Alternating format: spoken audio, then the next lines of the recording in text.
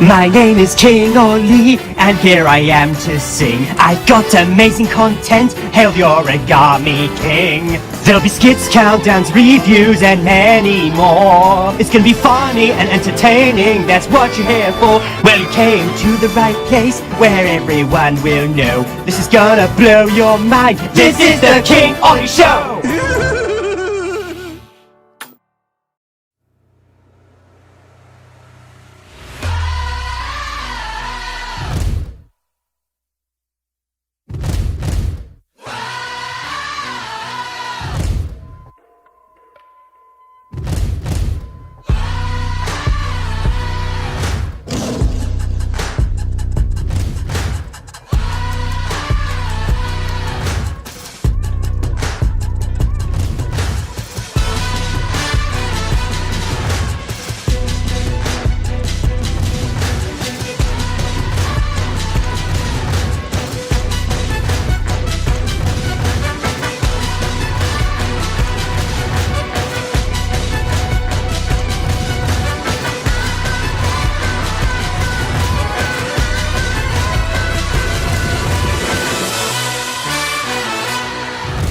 Ladies and gents, this is the moment you've waited for.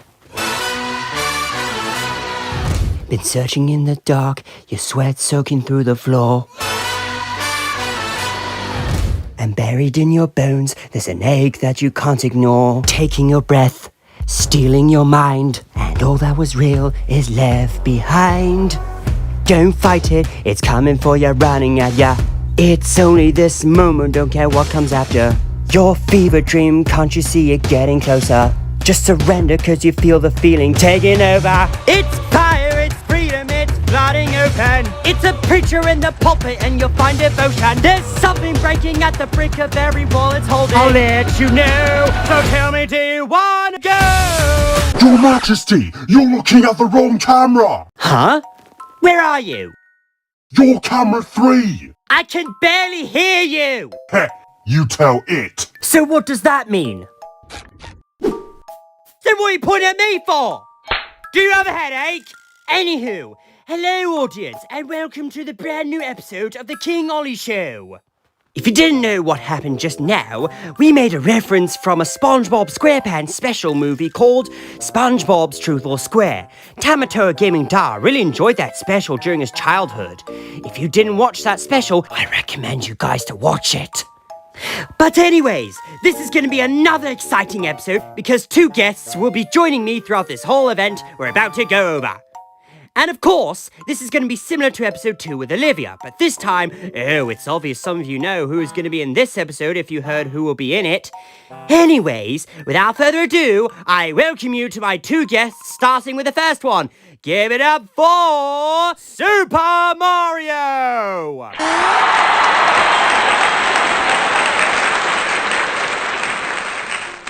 Hello, it's me, Mario. I hope you're all excited to see what we're gonna be doing today. Me too, but before we get into that, we need to welcome our second guest who will be in this episode. Give it up for King Bowser! I said, give it up for King Bowser!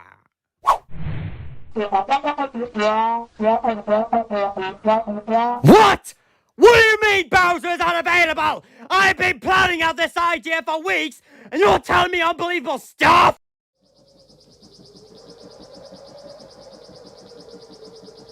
Shrimps, drop the anchor!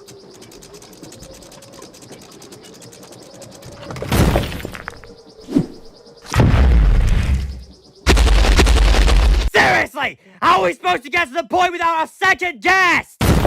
Did someone page the King of Awesome?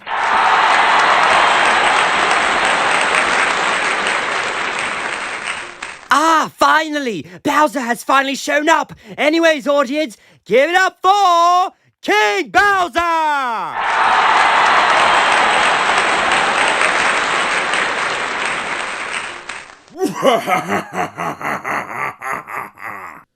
It's sick and rocky to be featured in this episode.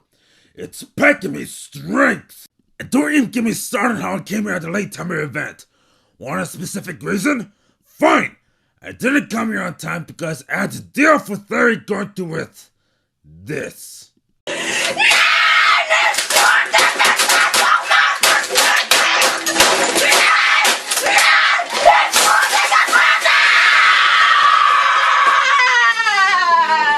You chumps were damn lucky you were never in my castle. Larry was nuts that I had to order Ludwig to stop him. Ludwig even punished Larry for good. Outside of that, we are very honored to be invited here in episode 4. So what is the main topic we're going to be talking about? Oh, right! Ladies and gentlemen, audience, it's time for us to get to the main topic. In today's episode, we are going to be talking about Mario boss battles. Do you love boss battles? Are boss battles your favorite part of Mario games? Share your opinions if boss battles are your favorite part. I need to say this. Boss battles are actually my favorite part of the games. Tomato Gaming agrees with me that boss battles are his favorite part of the game, no matter the difficulty. You gotta toughen up and fight those giant challengers and become like me, the superior Koopa King with strength. And drink boss juice when you fight those bosses, will you? That way it'll make you 10 times stronger to beat your enemies who try to pick on you. Boss battles are usually awesome. Can't decide if it's my most favorite, but boss battles are high up there, and they do fit for a combat adventure. Boss battles are considered to be the opponents who take control of the main area's stronghold and also considered to be the strongest enemies you have to face with more than one hit. There are some where you jump on top of their heads, which is actually getting overused at times, but that's the main point to the combat in Mario games. But there are also bosses where you do tricks on them, like throwing stuff at them, ground pounding them, using the boss's own technique against them, and of course, using your power items against them. There are fun bosses which give you nostalgic vibes, like the way they fight and how cool the character design looks. And of course, there are bosses where you have to use your body parts to damage them real good. Like me, using my angry fist on them. How do you like them apples, schmucks? The Mario boss battles are fun and all, although there are bosses that are just abysmal, boring, have cringeworthy witnesses, lazy, bland, and say it with me, jokes! And that is the main topic we are going over today. But before we start, since Chief Chili was the new guest in episode 3, which was the last episode, today we are going to have another new guest which will be tagging along with us during this fun event. So boys, are you ready to start the main topic? You bet I am, King Olly. Let's go. Let's get this over with already, because it's showtime. Very well then. Well, audience, sit back, relax, turn off your lights, get some snacks, and prepare to see what best and worst bosses from the Mario franchise we have on separate lists.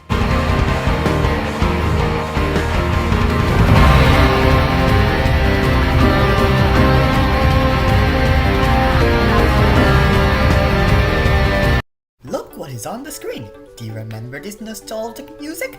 Yup, here we have one of your childhood games on the Nintendo DS. You don't need to rub it in by yourself, Mario. There are 3 of us talking about the main topic. Oh, whatever you say, Bowser. Now, people, let's play it cool, even though we haven't started the explanation of this boss from the worst list. Anyways, remember in the original games, Bowser's the first boss? Well, not all the time, but in some Super Mario or New Super Mario Bros. Games, Bowser was supposed to be the castle boss. In the original Super Mario Bros. Game, in order to defeat Bowser, you either have to run under or jump over him and touch the axe, which will then break the bridge and make Bowser fall into the lava. It was supposed to be good, but it's starting to get old. That's why I'm never using an axe or any type of switch that would make the bridge collapse and have me fall down. Oh, and Bowser was the first castle boss in New Super Mario Bros., which had the same boss background from the original game, and let me tell you, that boss was too lazy to beat. I know what you're gonna ask us. Why did we put the first Bowser fight in the worst section? Let us explain the problems with this fight. There is one specific reason why the first castle boss from this game is a problem, and it's because they reused the concept design from the original Mario game. This is New Super Mario Bros., not Super Mario Remastered. This is exactly why I'm ordering my minions not to use that same concept again, because everyone knows that Mario is just gonna run through me and make the bridge collapse. I mean, come on! I'm better than that! This fight is too easy! As far as early Bowser fights go, putting an axe on the bridge allowing Mario to cut it with isn't really one of Bowser's bright ideas. So, here's his first day back in 1985. His boss arena consists of lava like you would expect, and a bridge. And just what the faker does, he randomly jumps up and down for days until that planner gets here. And here's a button, or rather axe, to remove that bridge for no reason, because the developers really love random buttons. What was that? At this rate, Bowser should have done this before the fight started immediately!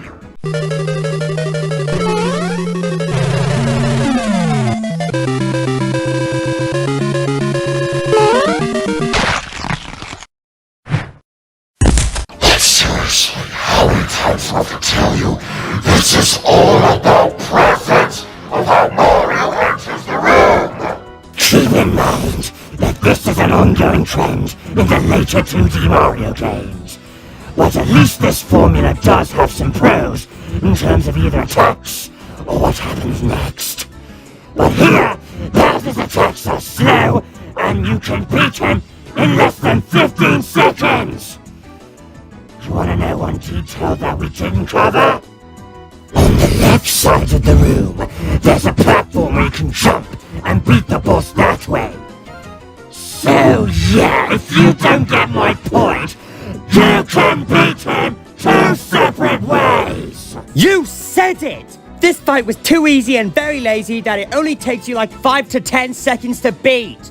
I thought boss battles were meant to be longer. I mean, you could have at least saved this concept for the final boss of this game, which you did already. Or even maybe use that concept for the Dry Bowser fight later on.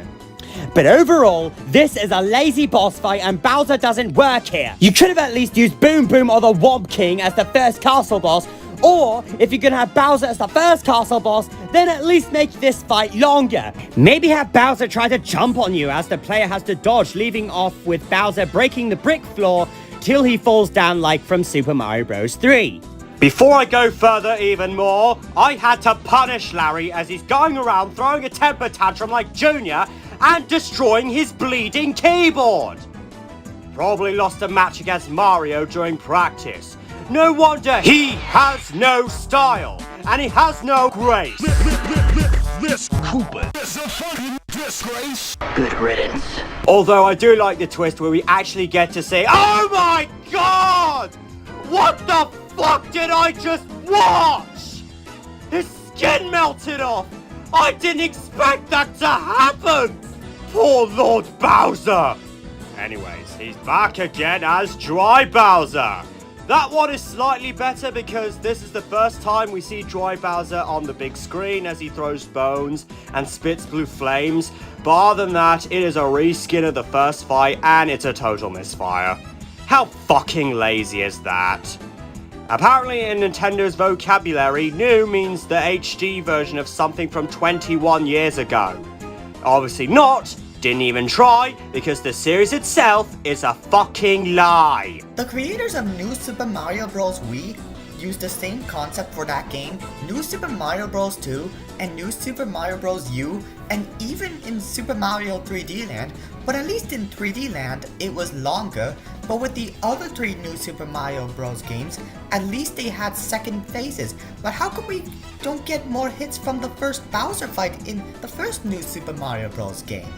The tower bosses, the castle bosses from this game, the other 3 New Super Mario Bros. Games have bosses take 3 hits, including 3D Land and most games. What can I say about this trend? It's tired, old, and predictable as they love rewriting the same concept again and again. It's bland and boring. The worst kind of boss. It doesn't do anything and you can't talk about it. At this rate, you might as well put the tiresome boom boom trend, and yet it doesn't make any difference. So either put Womp King or put Goon Boss as the boss of World 1 Castle. Hell, put King Bob-omb as the boss instead.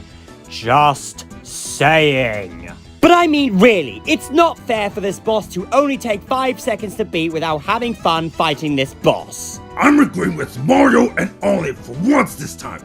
This fight is too damn easy. It's like if you were to kill a small koala by punching it in the face with your own fist. Next.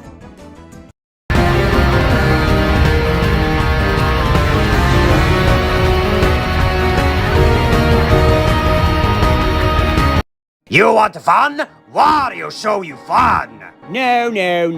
Don't get confused just because this song is playing in the background. We are not talking about the Wario apparition because that isn't canon. But we are still gonna play this song because this song suits for a Wario fight in any other way. Speaking of Wario, here he comes. Wahahahaha! It's me, Wario! Anyways, that's the reason why I became Mario's rival, because flip the M upside down and you get the W. That's a clever! I even got my own micro game emporium at WarioWare and made my way to Super Smash Brothers. It's a shame that Waluigi didn't make it because of Sakurai's hatred for him. Anyways, let's get to the main event where I was the main villain of Super Mario Land 2, 6 golden coins. And to quote from the Super Mario Land 2 commercial, "Obey Wario, destroy Mario." Oh, Wario. If it isn't my own rival, and my friend too sometimes, but at least he's not as greedy as Mr. Krabs. But hey, Wario and Mr. Krabs have a lot in common because of money and greed. During me and Wario's first interaction, he took over my land, so I had to stop him. But boy, he was hard to deal with, especially when he is a bodybuilder but fat at the same time. Hey, I'm not a fat, I'm a big boned. Who do you think I am, Jabba the Hutt? And I'll have you know that I still have the muscle to beat you, Mario. We'll see. Anyways, on to the fight. Wario has 3 stages or phases, or whatever you just like to call it. His first phase is just Wario running around the castle, and be careful when he jumps and ground pounds because there will be a vase that will fall on you. But overall, even if he runs around, he goes at a pretty fast speed and it's pretty difficult. You have to jump on Wario's head to deal damage to him. But like Mario said there, Wario is a fast runner. We go to the next phase and things have changed. While there is a vase trying to fall on you, Wario grabs a carrot item, which then makes Wario have the ability to fly around the castle while waiting for the moment to crush on you to the ground. After that, we go to the final phase, and this time, there is no vase. But Wario grabs a fire flower, and here is where things start to get real, as he shoots fireballs at you. Talk about rivalry with the Sonic and Shadow moments, as they both use the same abilities. After you beat Wario, he runs off of Mario's castle as the castle goes back to its normal senses. Overall, a good fight with Wario. And of course, I became a playable character in Super Mario 64 DS, as well as some spin-offs like Mario Kart, Mario Party, and even my own games like Wario Land Shake It and Wario World. Waluigi already had one game, and it's not even canon to the series at all. Waluigi's Taco Stand. Weak. And before we can move on, there are multiple fan art of Waluigi loving Rosalina. Well, guess what? That can't happen! DED6 is the only person in the galaxy to have Rosalina as his girlfriend. Ugly and beautiful do not mix.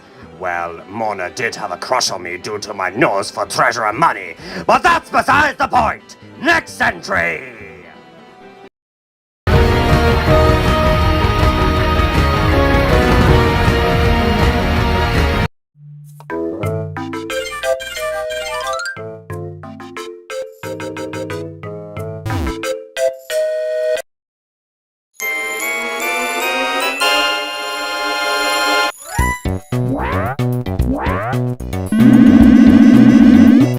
this castle boss was better than the first Bowser fight in New Super Mario Bros., but this doesn't change the fact that this boss is basically a weird one that has to exist. Not creepy, not disgusting, but weird. Actually, no, this fight is worse than the first Bowser fight from New Super Mario Bros. Wanna know why? Because you have to fight an oversized gooey goop that grows colorful spheres around the face. That's why it's worse than the first Bowser fight! Gilbert the Gooey. Yes, it really is his name. This has to be one of the stupidest names I've seen for boss ever! If you thought Roger the Potted Ghost from the first Yoshi's Island game was dumb, get a load of this! If you remember Cloud and Candy from Yoshi's story, you know, the one where you actually devoured the boss to death and had no interest in attack pattern, what a joke! This, on the other hand, is even more pathetic. Even if he did have a great name, his tongue looks fucking awful! And about the design, what is this I'm even looking at? This is just embarrassing!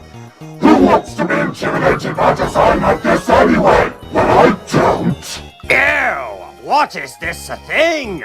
It just drips from the ceiling. Gross.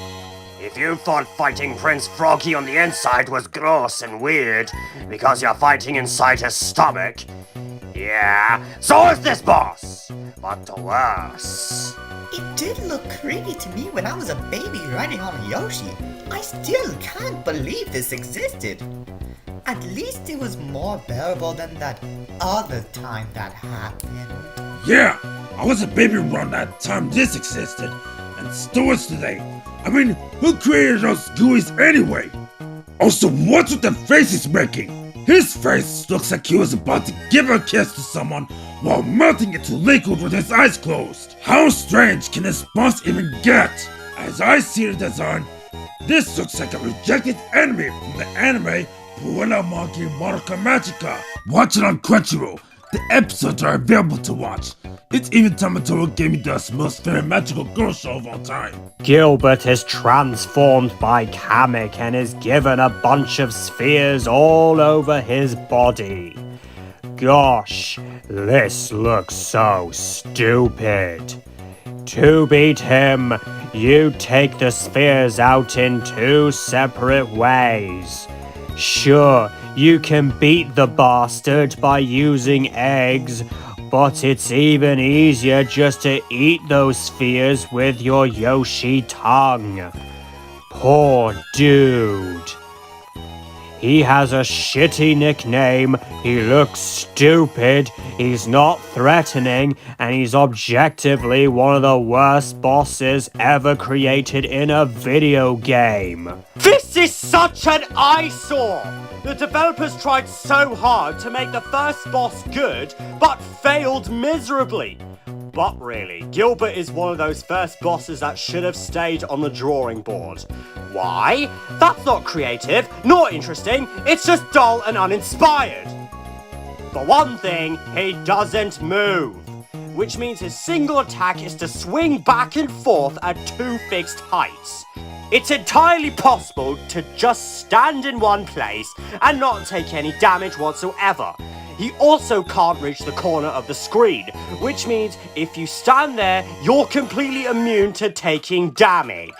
After you defeat Gilbert, taking out all the balls attached to him, he turns red and completely fades away while zooming himself into the camera with the sound of an explosion. And why do gooeys fade away? I thought they were supposed to melt away. And where does that explosion noise come from?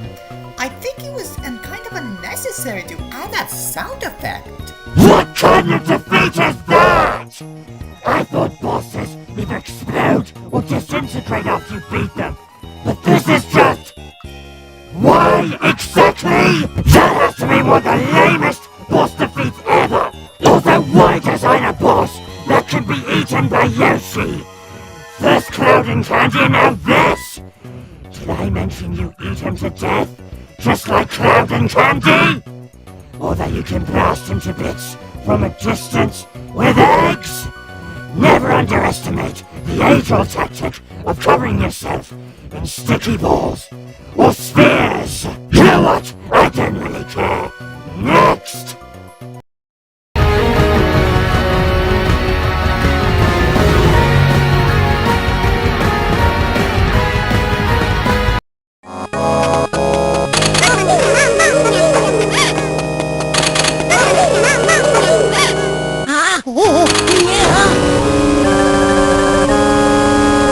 My sister Olivia really loves the Mario vs. Donkey Kong games, especially the sequel to this game called March of the Minis. Never liked Donkey Kong that much, but I must say that March of the Minis was a lot more memorable out of the 3 Mario vs. Donkey Kong games in my perspective. Donkey Kong? No way related to King Kong because they are both different characters. I can beat him at arm wrestling any day. If you thought Bowser was the first Mario villain ever, well, think again. Because before Super Mario Bros. Went into production, there was a Donkey Kong arcade game being made. It was about a big hairy ape who kidnapped a girl, and Mario had to rescue her while avoiding or jumping over obstacles. Fun fact, everyone, the original Donkey Kong game is the first game I appeared in. And these Mario vs. Donkey Kong games were made, this does feel like a remake of one of my classic games. Although the Game Boy version was personally forgettable. Also, I understand Bowser's opinion about March of the Minis being a memorable one, but I think the original Mario vs. Donkey Kong game was better and more challenging. Yeah, I have to agree with Mario here because when you fight Donkey Kong in March of the Minis, all you're doing is just controlling the cannons and wheels, waiting for the moment to shoot at him. And when you get to the final boss of the game, it was fun, but it's kind of annoying. This final boss set is the set from the original Donkey Kong games, except you control the mini Marios all the way to the top so that Mario can throw the minis at Donkey Kong. I know what you're gonna ask. What's so annoying about this fight? It's just a reimagined set from the originals. It's not the set. But do you want to know what's the annoying part?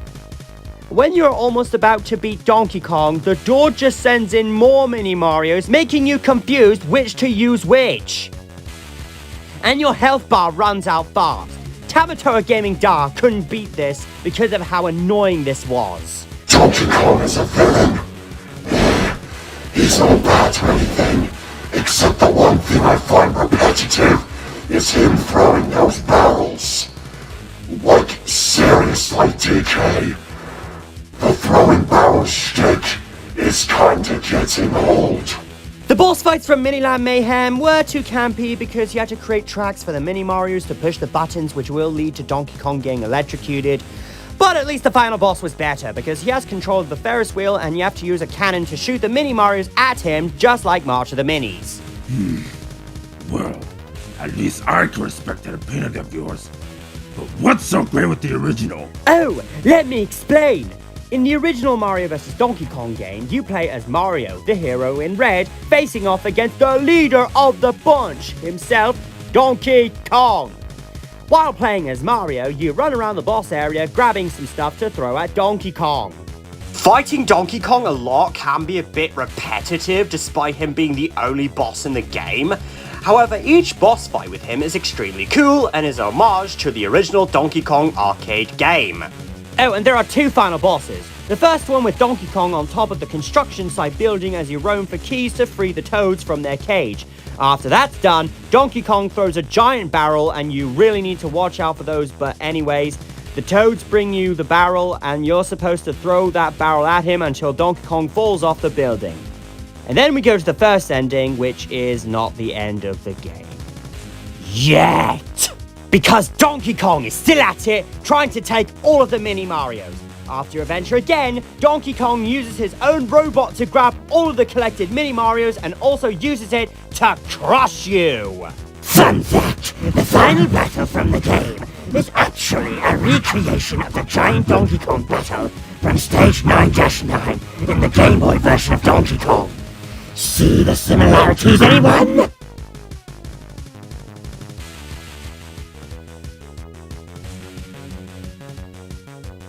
I thought so. I need to say, Donkey Kong using a robot for a final boss? That is a good concept, using a robot on top of a building for an awesome final battle, unlike Jasper Bat Jr. using his balloon form on top of the building as a final boss mindset! I know, I mentioned it many times from previous episodes. I just can't get over that disgrace for a final boss! Anyways, after you beat Donkey Kong for the final time, you then get the real ending where Mario comforts Donkey Kong by giving him a mini Mario toy. This was actually an adorable moment between Donkey Kong and myself.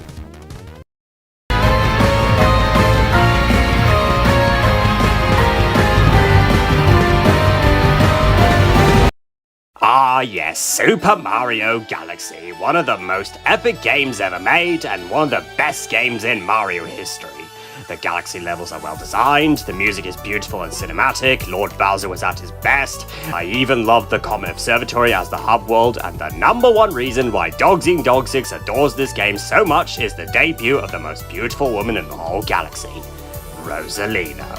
And Nile having an epic adventure to defeat Bowser as well.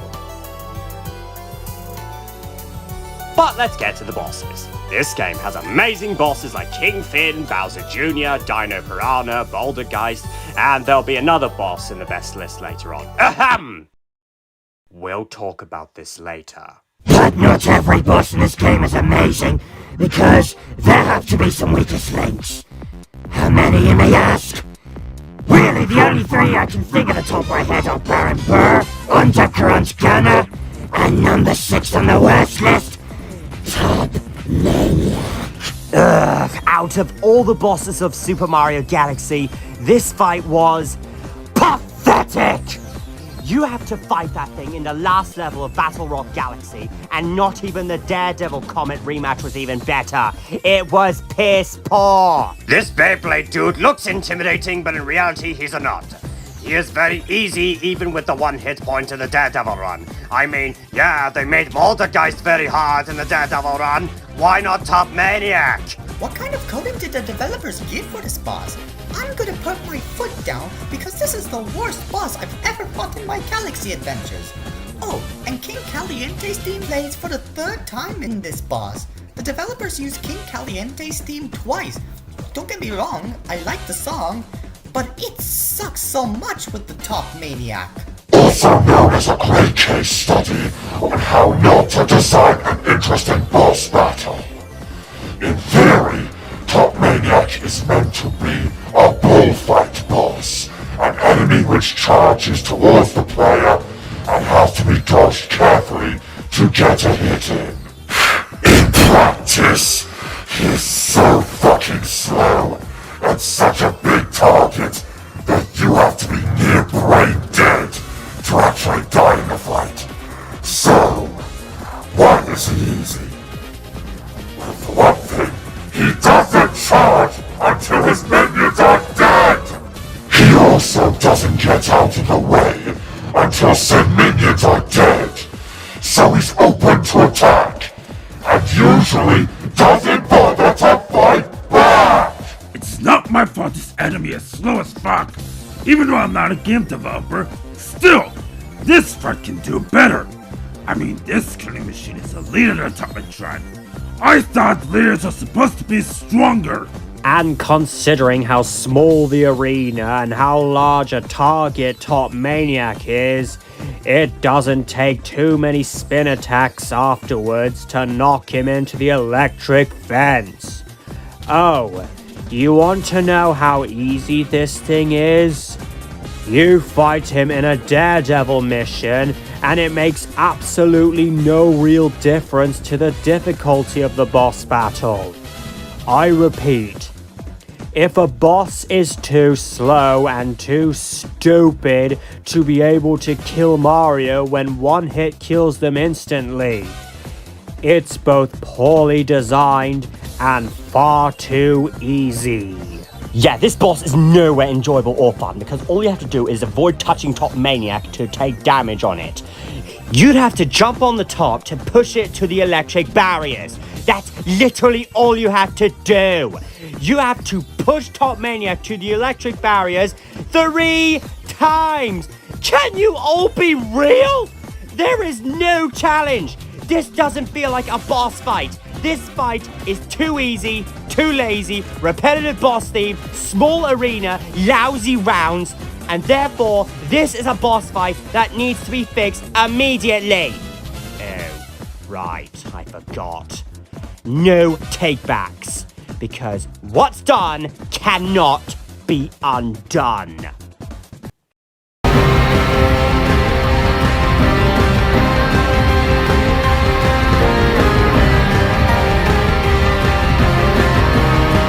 Now we can move on to another amazing game in the series, Super Mario 64. The first 3D game in the Mario series, and there's even a DS remake too. And guess what? I'm in the game too! Seriously, the only reason I was with Mario and Luigi from the beginning is just so I can steal all the valuable treasures found in Peach's castle. But instead, I ended up helping them. Anyways, enough of that! Let's get to the game's bosses! And look at this. I'm in the game too. But really, this game's bosses are either okay, meh, or just plain bad. But we have some really good ones, like me for example. And one of them is Bowser. You have to fight him 3 times. But the best one by far is his third and final fight at the end of Bowser in the Sky. Take it away, my lord. Here I am, in about time too, as we talk about the Koopa King's mighty actions in this fight. Oh man, this gives me so much power.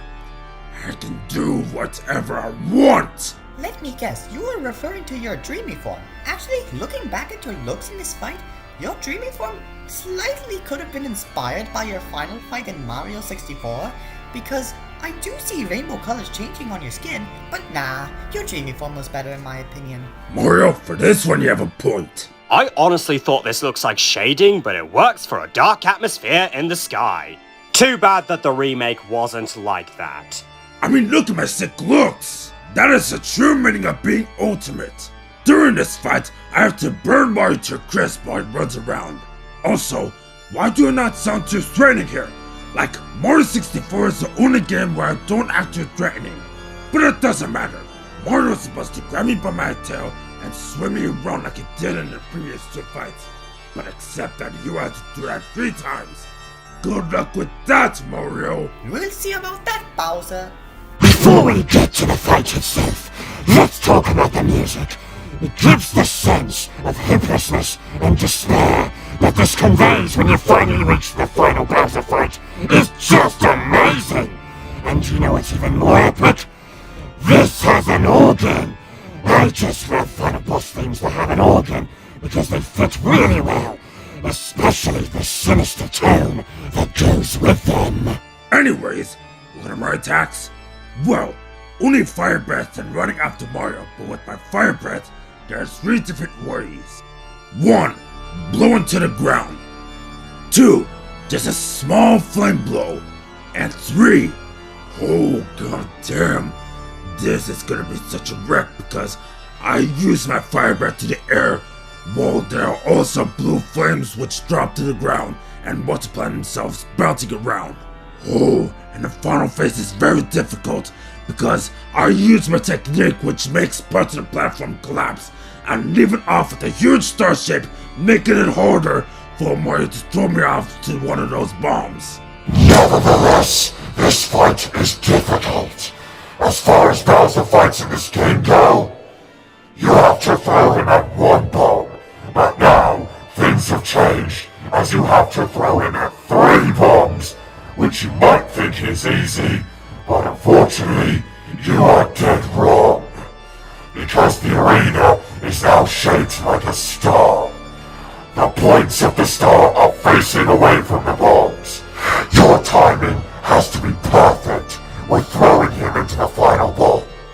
You only have to worry about the platform getting in the way once. After I beat Bowser, I grabbed the last Power Star and saved my friends from the castle wall. Also, remember, we have the DS remake.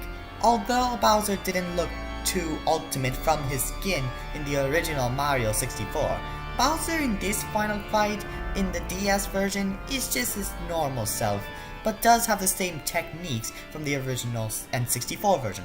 While I love the DS version more than the original, I wish the DS remake still had the colors. What is it?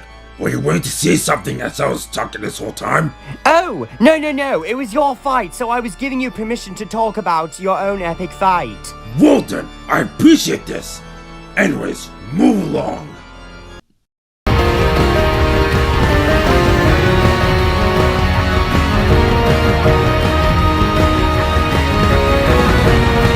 Back to some Yoshi's Island topic again. Yep, I said Yoshi's Island topic again because we are here at the sequel to the game about the adventures of Yoshi and Baby Mario. This is called Yoshi's New Island. Yoshi's New Island. Holy hell, what a downgrade. I don't really like that game, and that soundtrack is awful! Well, how do you like one sample of this game's ear-grating sound font?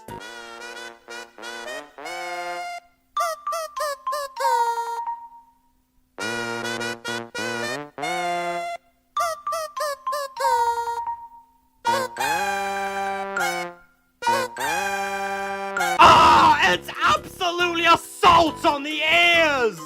And the final boss, sadly, is no exception, unfortunately. Baby Bowser's fight is just an obvious copy and paste of the final boss from the original Yoshi's Island. The first phase is just you throwing eggs at him instead of making ripples from the floor by ground pounding, and the second phase adds absolutely no tension to the battle. Where's the excitement? Where's the thrill? Because it ain't here, I can tell you that! But don't be surprised, because this next boss is even worse. While the final boss was a repeated concept from the original Yoshi's Island final boss, at least this brings up nostalgia. That is until then.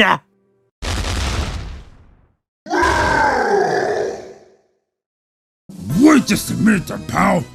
How did I even get there in the past timeline? Did someone build a time machine for me? Did I have infinity stones to teleport anywhere I want and any universe I want? Because the game said that I traveled through space and time, but how did I even do that?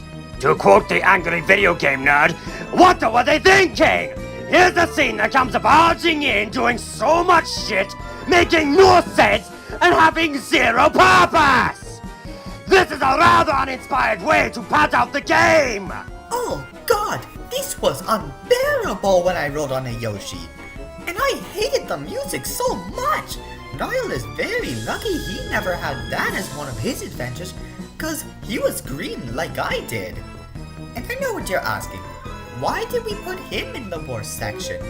King Olly will explain everything because he mentioned Future Bowser in his second episode. King Olly, mind explaining this waste of a boss? Of course, Mario. I know you're not gonna believe me, but this boss is just a copy and paste boss fight from the original final boss from Yoshi's Island. Baby Bowser did copy and paste that boss, but at least he was passable. But with Future Bowser right here, oh, this boss is an insult to an awesome final boss from the Yoshi franchise! Let's talk about his first phase, shall we?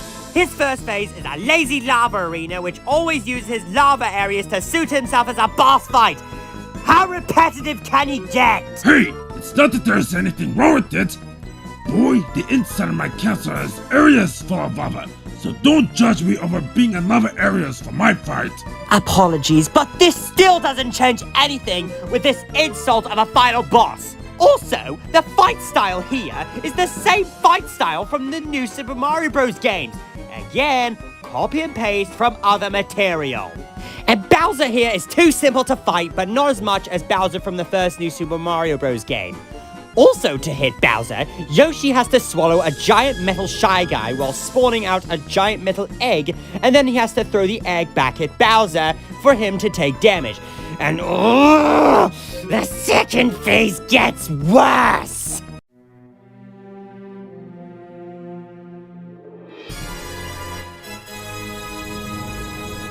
Okay, seriously? You did that before, so why do it again? This future Bowser concept fight already happened in the DS version of Yoshi's Island. So does that give you developers an excuse to do it twice? Baby Bowser is the main antagonist of the Yoshi games. Baby Bowser was supposed to be the final boss of that game. Also, don't you get tired of Bowser becoming giant in final bosses? You know I am. Why is that? Because Bowser turning giant is not scary anymore. Because this concept has, say it with me, been done before and better. I thought so too, because giant Bowser fights are pointless nowadays. Back to the main program. What difference does it make with Yoshi throwing giant eggs at Bowser, even though they have done this so many times? This is repetitive, so come up with new stuff! This franchise does not understand that constantly reusing ideas does not equate to good final boss design. Can't we just get one Yoshi game when the final boss does not rip off the original? Okay, aside from Yoshi's story, at least the other copies of the original fight have something that sets apart from the others. In Yoshi's Island DS, you at least had to make the eggs intersect. In Woolly World, which is an awesome game by the way, you were going around in a loop where you were aiming at the yarn powering him instead of at Baby Bowser himself. And even in the somewhat average Crafted World, at least that boss has a slot machine gimmick and you hit him with giant hammers. This, on the other hand, doesn't have much to make it different. Oh, and one more thing. Bowser's appearance is abrupt and only explained with the message, "Suddenly, warping through space and time, King Bowser appears." He just similarly time traveled back in Yoshi's Island DS. But that game built up to his appearance, and he was actually contributing to the plot. This, on the other hand, he just seems to have been thrown in at the last minute, just because Nintendo ran out of ideas, and decided to throw in whatever they could to extend the game's length. Also, the message is so lazily written that it is the gaming equivalent of the Rise of Skywalker's somehow Palpatine returned. Fine. Now, let's move on to the really good stuff.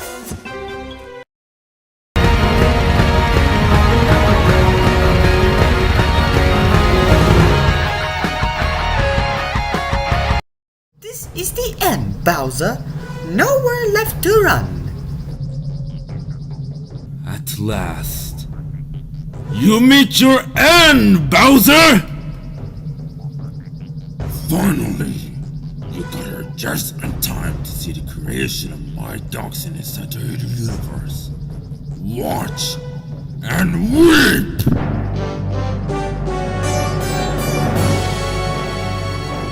This is your galaxy?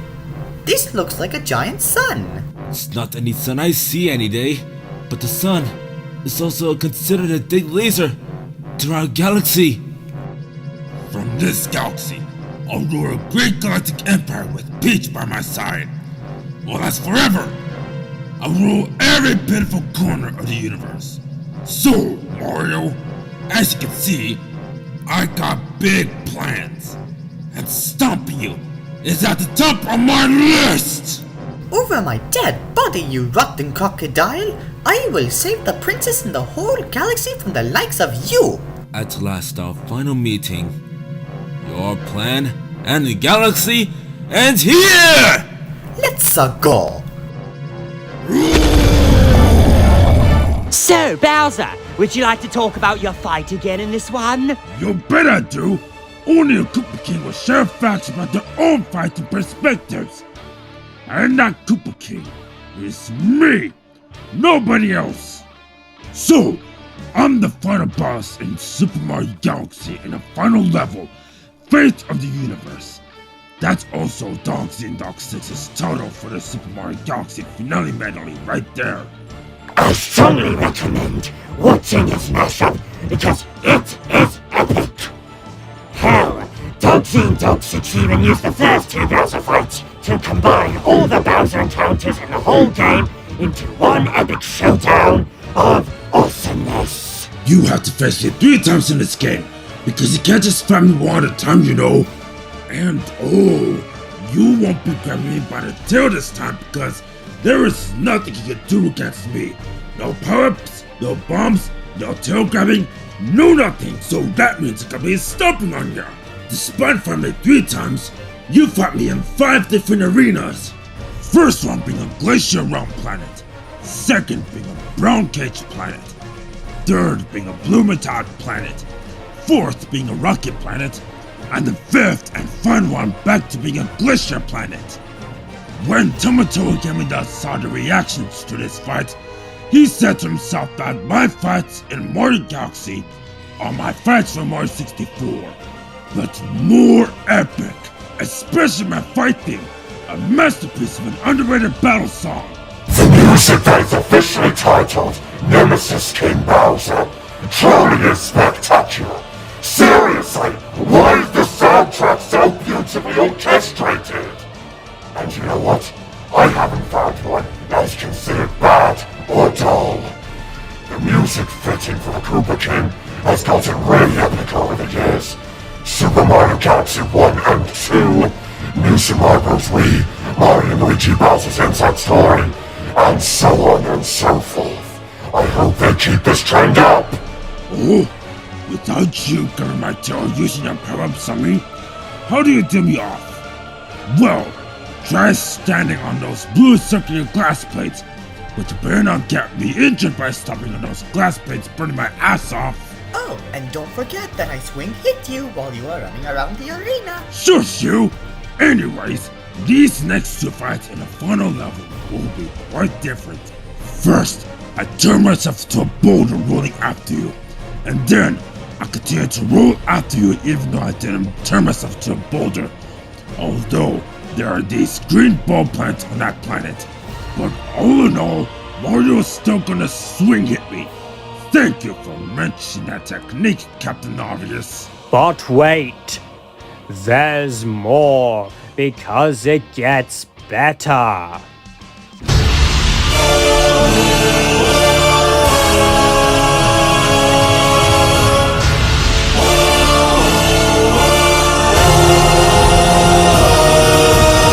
Oh yeah, now we're getting to the real good stuff. This is the part where I start to pack up Pete, as me and Mario are inside my giant star reactor. I'm not gonna lie right now here. Fighting inside a star reactor is without a doubt one of the perfect backdrops for an awesome final battle. Whoever had this development idea, you really suit the details there. Oh, and at least this fight here is not a total joke, unlike my final fight from Mario Galaxy 2. The developers didn't even extend my fights, didn't give me any new attacks, and made my fight simple other than hard. And don't even get me started on the final fight from Super Mario Galaxy 2 as one of Lord Bowser's weakest fights, because that one was... wait, it's not just a joke, it's... what's the best sentence? The best one to describe? I'll screw it, I'm just gonna go with... disappointment in the game of life. Exactly. At least the music was amazing. While there are some changes in the phases, the fights stay the same. The fight is a bit too easy, yes, but at least this will keep you on your toes, because this fight is epic as hell. This fight here in the original is no joke because I'm the Koopa King, damn it! No matter how strong my opponents are, I will not be best by amateurs like them who try to use monstrosity against me. I will not rely on that. Overall, an excellent fight to suit my theme, and that battle Now and I had at the Central Universe while him and I sang was epic as hell, just like Super Mario Galaxy and Super Now Galaxy in general.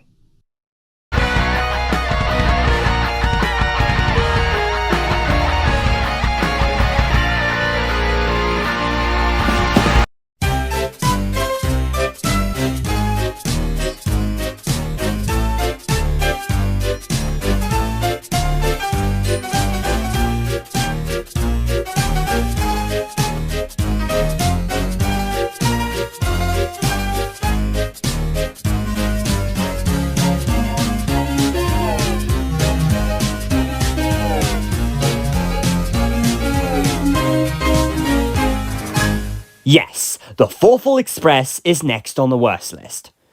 Well, we don't hate the Fawful Express fight with a passion.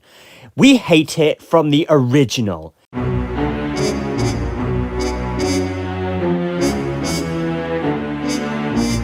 Okay, so this is probably going to be a short one. Why is that, you may ask? Well, because there is only one major issue. But even if there is only one major issue, you still can't take it! Let me explain that issue. Remember that fire breath attack Bowser does to the train? Well, in the 3DS version of it, even though that was a downgrade, like I previously mentioned in episode 2, you tap on the screen, which does sound like one of the downgrades. But in the original version, which people prefer more, you have to blow on the screen to make good damage points. That's the major issue we are talking about. And it was not pretty because you have to do it over and over, and it makes your breath go away. Here's a flashback of myself fighting the Fawful Express in the original version of Bowser's Inside Story for the first time.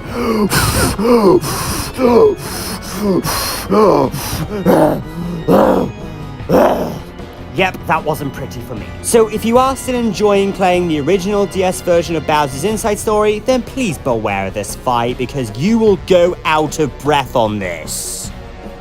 At least it's not where the legends go! That's for fucking sure!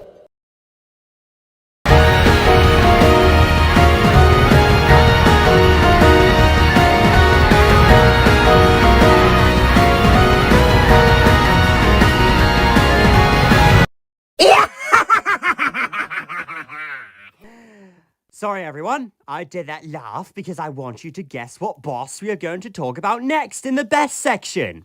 I will give you 20 seconds to try and guess who it is. When the timer runs out, I will say the correct answer.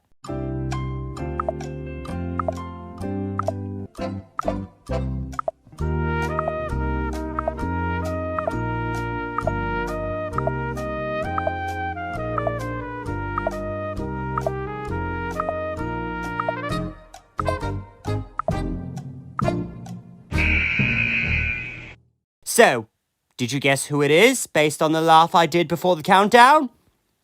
Well then, if you guessed Cackletta, then you are officially correct! I remember that cricket hack to control me and turn me into a style, back in the good old days.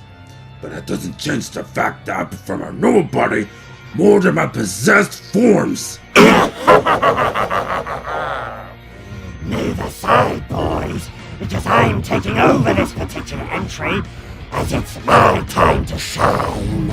Now, let's talk about my side of the fight, as it is the beginning of the final showdown. I praise you, pesky plumbers, for coming all this way to stop me. But I'm afraid that I will not let you go further, as I light the whole room on fire as your punishment. As for my moveset, I breathe fireballs, and I can spit out flaming rocks called flowers that can either heal me or charge as projectiles. So destroy them first, or you're toast. Breathing a massive stream of fire that torches your asses, and when I'm down to half health, I turn into my dark form way before Dark Bowser was a thing, and summon star-shaped meteors at the plumbers. Oh yeah, don't even bother jumping on me. Too bad that I'm done for.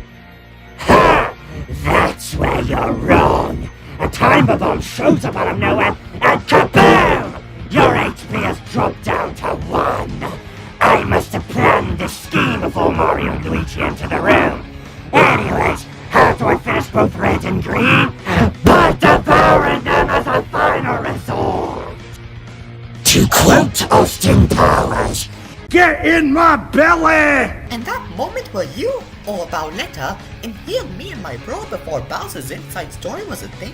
Oh boy, did I have a hard time in facing Cackletta herself. Let me explain the madness me and Luigi have to go through. She uses her first attack by shooting an aura sphere at us. We had to hit it 4 times. And before we were down to 1 health, due to the explosion of the bomb, we each had max nuts to prepare ourselves for the battle. Hey Olly, have you played Superstar Saga before? Can you explain what we had to do in this situation? Of course, because I myself have played Superstar Saga like Nile and Dogsy and Dog6 did. Mario and Luigi must destroy both of Cackletta Sol's hands and head to expose her heart, which must be attacked for her to be defeated. It also sucks back inside her body after a period of time. As she attacks, Cackletta Sol attempts to flick Mario or Luigi with her hands, meaning Mario and Luigi must hammer her hands to attack her. She also may spin her arms around to attack Mario and Luigi upwards or downwards. She even attacks by summoning moving fire, which Mario and Luigi must jump over to dodge, or even an electrical sphere, which moves back and forward to Mario and Luigi, both needing to use their hammers to dodge the sphere. If both of Cackletta Sol's hands and arms break off, her attacks are more limited. If her head is also, then she reforms her whole body. Her source of power is her heart, which must be defeated in order for her to be defeated. As the battle goes on, she gains 3 more attacks, one being an attack where she summons a ghostly version of Forful. The ghostly Forful shoots small green electrical spheres as an attack and then giggles at Mario or Luigi. It must be defeated or else it will summon more electrical green spheres. Shoots lasers from her eyes and looks up or down, indicating how she'll attack. In either way, the two must jump and automatically stay in the air until the attack ends. The other attack is from a bunch of auras which she sends off to Mario or Luigi, who must destroy them with their hammers. When you defeat her, she disappears into thin air out of Bowletta's body, meaning that she will never be seen again. Well, looks like I'm done for, but I'm back again as an apex predator for bad media, and I devour characters who I despise. Why? Because unlikable characters are my snack, and bad media makes me hungry. Before we continue, out of all the villains Niall has faced in his adventures, I truly am the best female villain he has ever fought, and he really knows I mean business when the great Bowletta's in town, and he admitted that. Man, that fight Niall and I had together was epic and awesome. Now, on to the 3DS version. I'm not done yet, because I want to explain some changes from the 3DS version. I need to say that the 3DS version of Superstar Saga was quite better and more animated than the original. And this was not even a downgrade, unlike the 3DS version of Bowser's Inside Story, but it's still good. But with Cackletta Sol's fight in the 3DS version, her design and the background is a lot more menacing than the original. Also, her arms were changed to separate colors, blue and orange. Also, she and her arms have more HP. There is this new attack from her where, I don't know what she did there, stop time! But all of a sudden, she shot lasers from her eyes. Another new one is where she can raise her arms over the brothers and then bring them down on top of them. This attack can be countered with the hammer. When you're halfway down with a fight, she changes her colors to completely red as the color of her heart changes to green. It was phenomenal! I'm glad Superstar Saga got a remake to remaster the Alpha Dream games back then, but I do wish Bowser's Inside Story was done better, and I especially wish they'd done a remake on Partners in Time, because that game needs some notice and love instead of them rudely skipping that game when it's the second title of the Mario and Luigi series.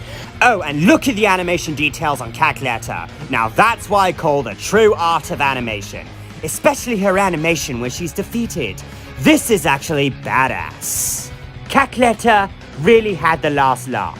And I also agree with Niall and Bowletta that their fight together was epic.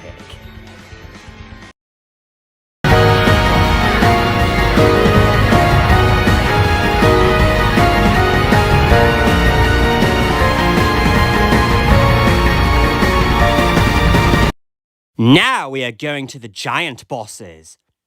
Mario, I think this is what you requested for us to do. Yes, it is. And no, they are not from Bowser's Inside Story. They are from one of Niall's most favorite Mario games of all time, and as Niall would like to say it, one of his favorite adventures of all time, Mario and Luigi Dream Team, or as Niall puts it, Niall Dream Team, cause why not? Ah, well then, go on and talk about it. Okay then, let's go. Do you like giant bosses from Dream Team? So do I. The details and the mindset were actually well developed, and especially the giant Bowser fight. That is the best out of all of the giant battles that I've faced. So if you're talking about how good the giant battles are, then why are you saying it in the worst section? That should have been something that you would say in the best section. Oh boy, I'm just getting started to talk about the worst giant boss I have ever faced in my adventures with Niall and my bro Luigi. Audience, I know you're not gonna agree with me on this, but I need to say it out loud, because what I'm about to talk about is the boss that I've got frustrated with as much as I got frustrated with the imprisoned from Skyward Sword. And that fight is the Zkeeper. I will explain everything about what me, my brother, and Niall had to go through. First off, the Zkeeper is the protector of Pillow Island and the Bird of Legend. He did help me and Niall throughout the whole journey, but I did not enjoy the fight with him. Say hello to what might be one of the most unfair bosses in this entire series.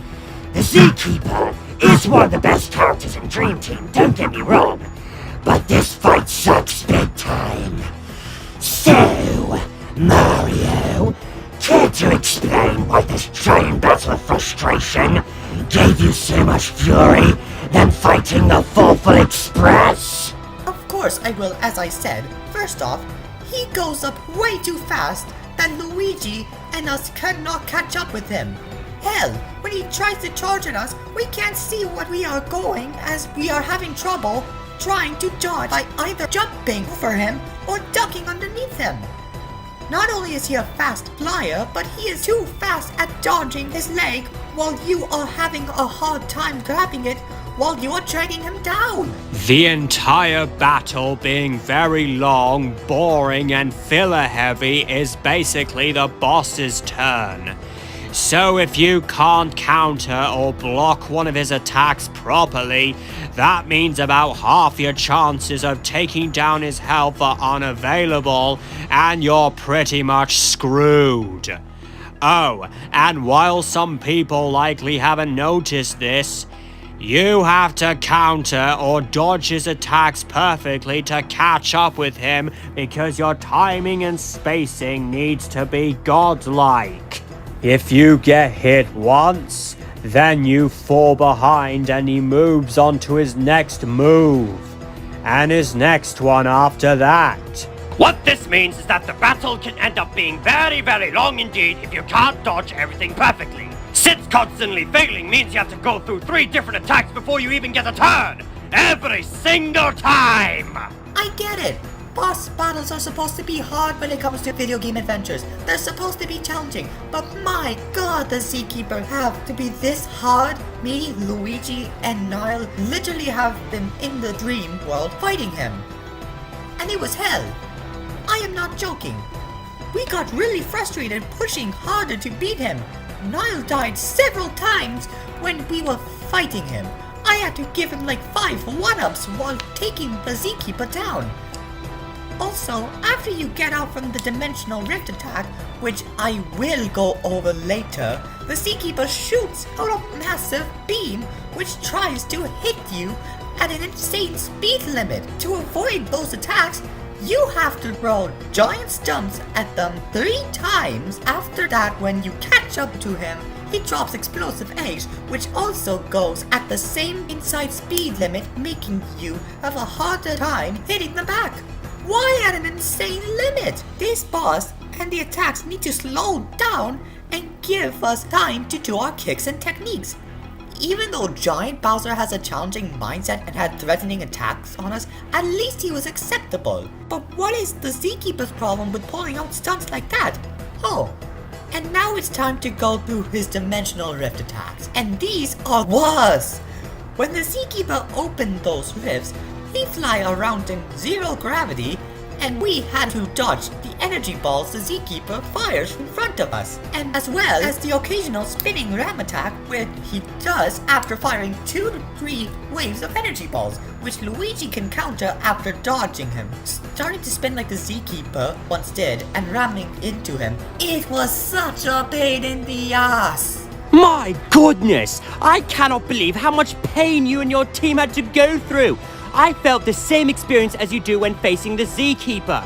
I actually prefer Giant Bowser over the Z-Keeper because at least Giant Bowser didn't have insane speed limits unlike the bloody hell Z-Keeper!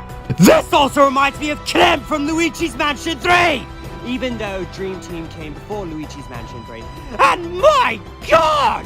Dog Scene Dog 6 and I hated that fight! I felt bad for Niall when he faced Clem on his adventures! Do you know what really grinds my gears? Hard mode is even worse when fighting the Z-Keeper.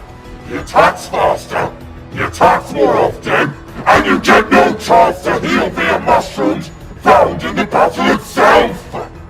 So, if you get hit and somehow end up with less than a third of your health, you either have to waste one of your precious 2 attacking turns or hope for some sort of divine mercy and go charging through the rest of the fight as a one-hit wonder. Add in how the hard mode battle ring gives you yet another ridiculously low turn limit. Just 4 turns this time, forcing you to counter everything perfectly again. And you've got the recipe for one of the most frustrating boss battles of all time. Oh, and if you are playing in the story in hard mode, this battle gets even harder and more annoying by how you get sent back to the title screen when you die. So not only is this a difficult battle made up of about 80% dodging enemy attacks, but it's also making you click through the title screen, file select menu, egg-breaking part of the game, and 15-minute cutscene every time you want to restart.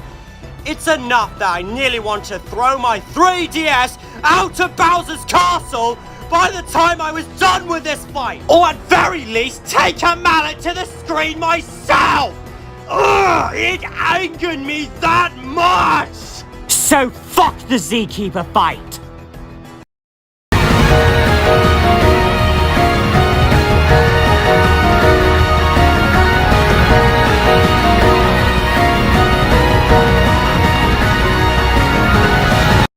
Now, we're getting to the real, and I mean real, good stuff. Here we have one of the most memorable Mario antagonists from the Mario RPG franchise. The Shadow Queen, being the true main antagonist of Paper Mario The Thousand Year Door, is one of the most disturbing villains ever in a Nintendo game.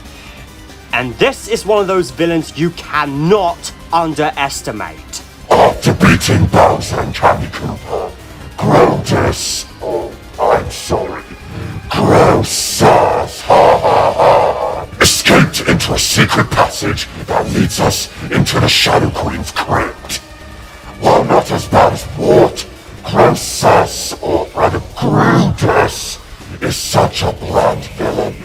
Anyways, all hope is lost. When he turns the candles dark, the Shadow Queen emerges, and everything is shrouded into darkness. But then, things get more unnerving when the Shadow Queen possesses Peach. Some horrible tremors go off, and the Shadow Queen makes her grand entrance. This is basically Princess Peach but possessed by the Shadow Queen herself. I was too scared to fight her because I didn't want to fight Peach. I didn't want her to get hurt because I had no other choice. I had to save the princess from that shadow spirit. Grosus orders the Shadow Queen to kill Mario, but she doesn't listen to him because she doesn't take orders from beings that are less powerful than her. And with that, she fucking destroys him! Good riddance, you dick. You officially took your shame to your grave. Can I just say that the Shadow Queen is the Paper Mario equivalent to Princess Droop from the Mario and Luigi series? Because they do have some evil resemblances to Princess Peach. I mean, that is true, but not quite the same. Anyways, since we do like the fight in general, here we have Tamatoa Gaming DA and Trains Alex Car Studios 2003 who have their exciting thoughts on this battle. So, I'm letting them explain what's really good about the Shadow Queen's fight. Go ahead, boys! Sawardo!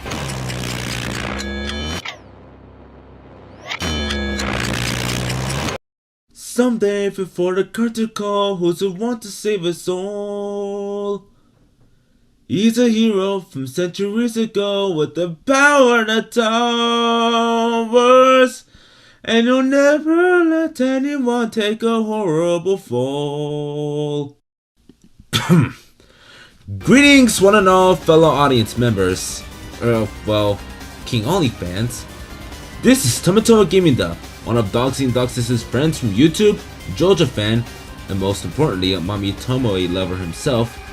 I'm from my own channel full of shiny tears and excitement. Go subscribe to my channel when you get the chance. Anyways, let's talk about the Shadow Queen, shall we? Okay, so I have not played the 1000-Year Door because I didn't know Paper Mario games back then, but I too don't have a Nintendo GameCube. But I did see the gameplay videos of fighting the Shadow Queen, and I gotta say, audience, her looks and the fight were actually phenomenal. Although, one of my good friends from Discord, Trains Alex Car Studios 2003, played the 1000-Year Door and has a lot of experience fighting the Shadow Queen. Also, funny thing, when I was thinking about Shadow Queen Peach before I met Dogsy and Dog6, do note that this is a long time ago before I met him, I imagine her being a boss, enemy, or main antagonist in an imaginary RPG game of mine. I mean, the facial expressions and the emote of her laughing, that's what it takes to be the best female villain slash final boss in the Paper Mario series. But anyways, let's give it up for Alex's opinions on the Shadow Queen's boss. Why, thank you, Tomato Gaming. I am glad to be here, and I will likely share my opinions on why Shadow Queen is a good boss. So, she has a good challenge to her. She's got good skills, got good fights, got good attacks. She can do certain moves to think you could counter when she could surprise you with a different kind of attack. She shows that she's got multiple attacks, up to 2 to 4 attacks, and she could be a challenging boss to deal with. However, I think on my other side of the hand, she's got a good type of expertise to her, but as cocky as she sounds, she can give herself away, meaning she can potentially have a certain move that you're not ready for. And her first phase proves she just wants to test you. It wasn't the true battle. And she always asks Mario to join her to prove why she's a good fighter, which she thinks is the hero, because Mario did collect the crystal stars. That's true. I would say she would be better at her attacks, but if you have some certain challenges, she can be a potential challenging wall to stop. And I think that she's got that attitude of cockiness and amazement, but her first phase just proves, let me challenge your strength, and that's why I think she's a good fight. With her second phase, it's all on, no mercy from now on from Mario.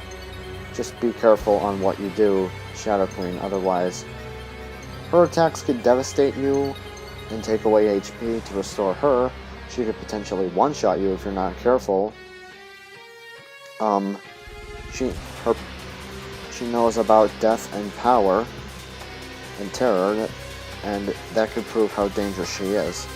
I think certainly she is one of, if not the best, I repeat, the best final boss out there.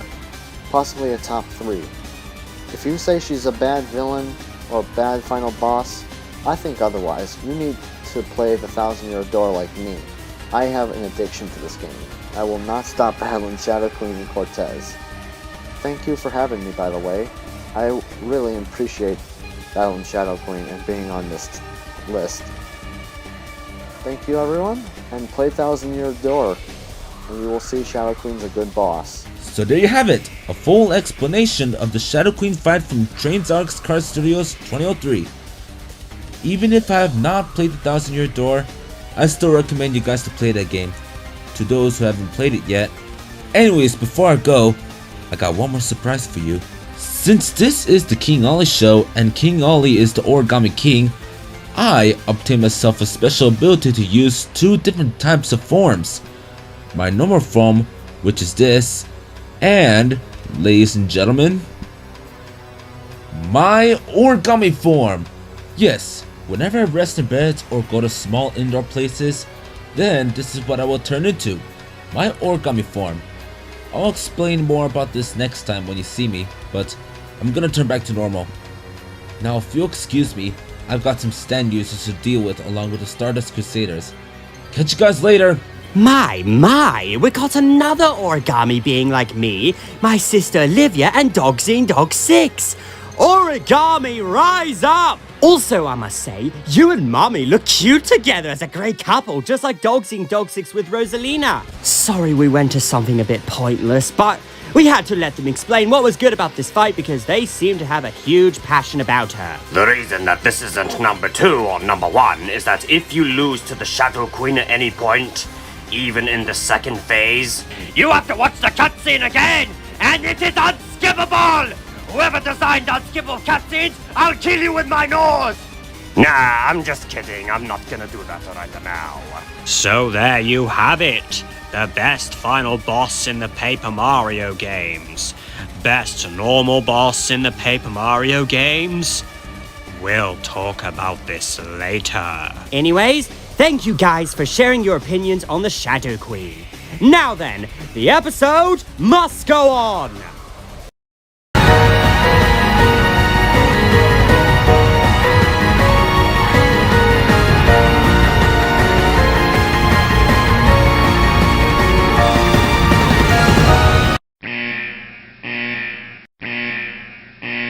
Okay, what you're about to see for number 2 on the worst list might trigger some of you because some of you cherish this fight.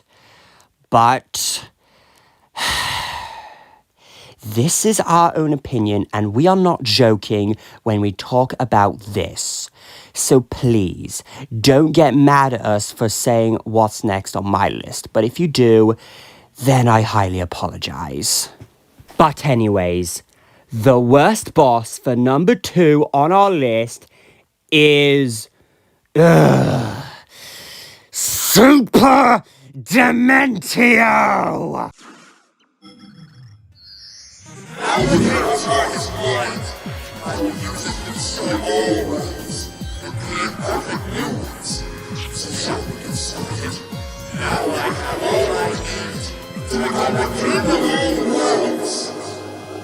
Please just hear us out on this one. Some people say that Super Dementio is one of the best endgame fights in the Mario franchise and in the game. They love this fight because of the design of the boss and the music which gave an end-of-the-world vibe. As you see, the void has gotten bigger and darker. You feel like you are starting to fade away while being consumed by the dark void, never to be seen again. And his boss design was absolute nightmarish. And you know what they say, nightmare fuel, not the more the merrier, hell no! But I am not kidding. His final form had such great build-up, and since it was the end of the world there, Super Dementio's form is the last thing you will ever see before die in a terrifying, agonizing way. But saying he's one of the best final bosses in the Mario franchise? We strongly have to disagree! But at least we respect your opinions. The reason why we strongly disagree is because despite the scary design, atmosphere with these grinning platforms and amazing music, I think this fight is a disappointment. One reason. It's too easy! Rather than being way too hard, he's way too easy. Not just being too easy, but this fight is a joke. And an unfunny joke! I mean, come on!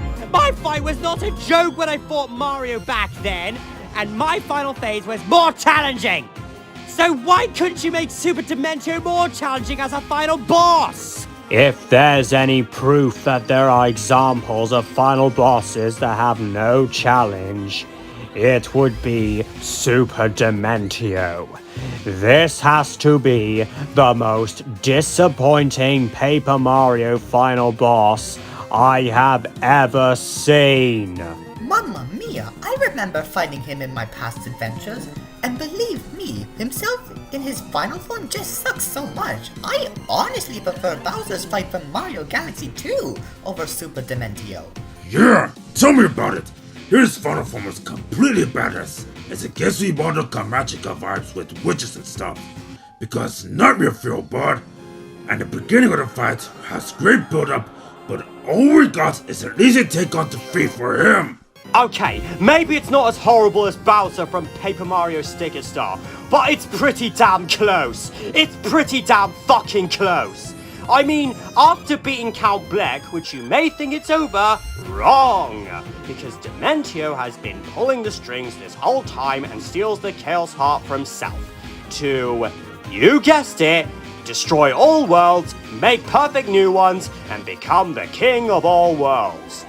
And we haven't even started talking about the fight itself from a story point of view and gameplay point of view. During the fight, the grinning platforms move around as if trying to make you have trouble jumping on them, which fails completely because of its speed limit. We wanted it to be fast in order for it to be hard, but not too hard though. Then this fight would have at least been decent enough.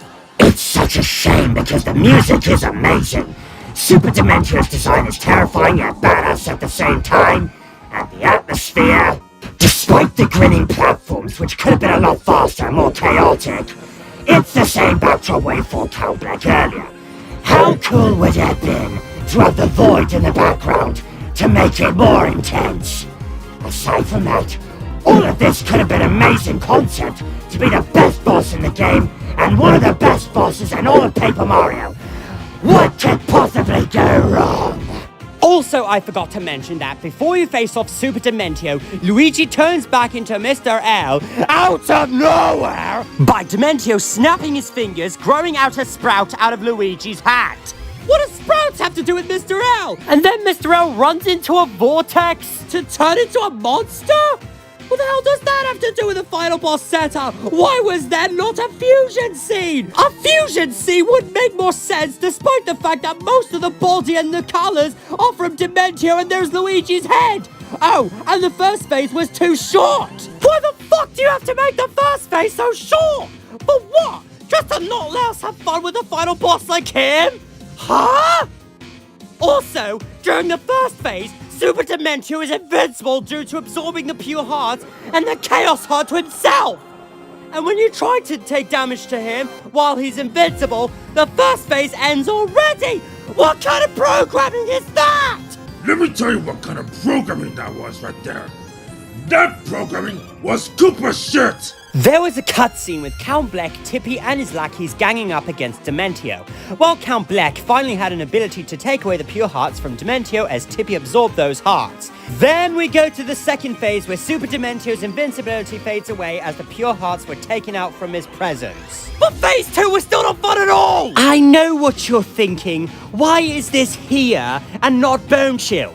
It is because this fight is far more insulting and disappointing! So, we hate this fight more than Bone Chill! My god, do not get me started with Bone Chill. Bone Chill sucks so much that I wanted to lose my mind. But Super Dementio is more insulting. That's why we put him instead of Bone Chill. Since we are in phase 2, let me tell you the attacks he can do. He sends off a bunch of flying cubes at Mario, but at least that has a quick enough speed limit. And he even does an arm attack where he tries to pound you to the ground when you get close to him on the floor. And he does this new attack where he launches himself to the air while tries to land on you trying to do critical damage. Oh, but this phase is still short and way too easy! This boss had so much potential, but it was thrown away when we actually got to fight him. Even though he has 200 HP, which is more than the previous 2 final bosses from the previous 2 Mario games, you are more overpowered than he is. Despite his final form looking nightmarishly badass and his size, is he really that weak? And since Super Dementio is this fucking huge, you can combo attack him anytime so easily by doing regular jumps on him, despite the size of the area he is in. But scary design, his gigantic size, and amazing music is all he's got. It's a ridiculously easy final boss. The ending of the fight was so damn satisfying and emotional. Yes, the fight was awful for us, but you're more likely here for the end of the story than the final gameplay. Tippy convinces Brick to find a way to stop the Chaos Heart and switch over to the good side of thinking because he found Tippy again. His literal only reason to live. And after Dementia's final ploy is further foiled between Lumiere and Timpani, that ends up disintegrating both of them while producing another set of pure hearts to defeat the prophecy, and both of the star-crossed lovers get to live in eternal happiness beyond the meaning of existence. Such an amazing wrap-up of these characters. But overall, my fight, including Shadow Queens and Count Blex, which puts up a great challenge to the protagonist, gives so much appreciation as final bosses than Super Dementio's unfunny joke fight! But if you like this fight more than my fight, including the Shadow Queens and Count Blex, then that's alright. We respect your opinions. While this has some redeeming qualities, as explained from earlier, number 1, on the other hand, is absolutely indefensible. Who can it be? Find out a little later. Outside of that, let's move on to the second best.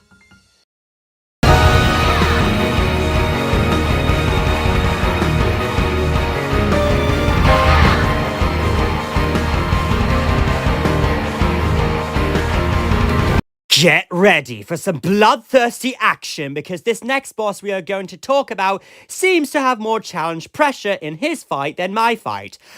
But in a badass way! 2 gory words to describe this fight. Slaughtered blood! Here it is, audience, the dual-bladed duelist himself, aka my most favorite Legion of Stationary member I cherish the most, Ducknaran, known as Scissors! The scariest boss battle ever in Origami King. DogZine6 talked about him in his boss battle ranking video, so since Scissors is on the best list, we want to talk about Scissors again. Starting off with his brutal, blood-showing first appearance. When you first see him as Bowser Jr. tries to save his dad, Scissors rises up from the roof, charging at him. And then he brutally slices Bowser Jr. into pieces outside the entrance of Bowser's castle when he first tried to gain entry to the castle. Now that's what I like to call fatality. Oh, and he's also responsible for creating the cutout soldiers lurking in the castle, as they come in different shapes and sizes, which are tall and small. Oh, and he's also responsible for creating Handaconda to catch Olivia with its prey. And finally, the paper mistake Buzzy Beetle as his last creation and last line of defense by cutting and slicing Bowser's minions into tiny pieces and stick them together on this thing, including Kamek. You know he's not joking around, and seeing all of the cut body pieces of enemies lying on the floor is terrifying. Moments like these will not only make you sweat, but definitely make your heart freeze. I've never seen so many kills in Origami King, implying that the concept of death has been around pretty much since that one theory being Mario breaking blocks that were actually toads, which comes off as murder. God, I hate game theory, and I even hate Mario as mental even more. Fuck you, Matt Pat. Stupid that Duckman did all that, especially when he committed mass fatality murder to my son. But that was a long time ago, so all that's happened stays in the past. After you defeat the paper mistake Buzzy Beetle and finish up all of Scissors' madness creations, Scissors angrily won't let you pass as he challenges you to a fight to the death. And here's where the fun begins. The battle starts off with Scissors sheathing his blades with a plastic cover, claiming that it would be too easy to cut up Mario instantly.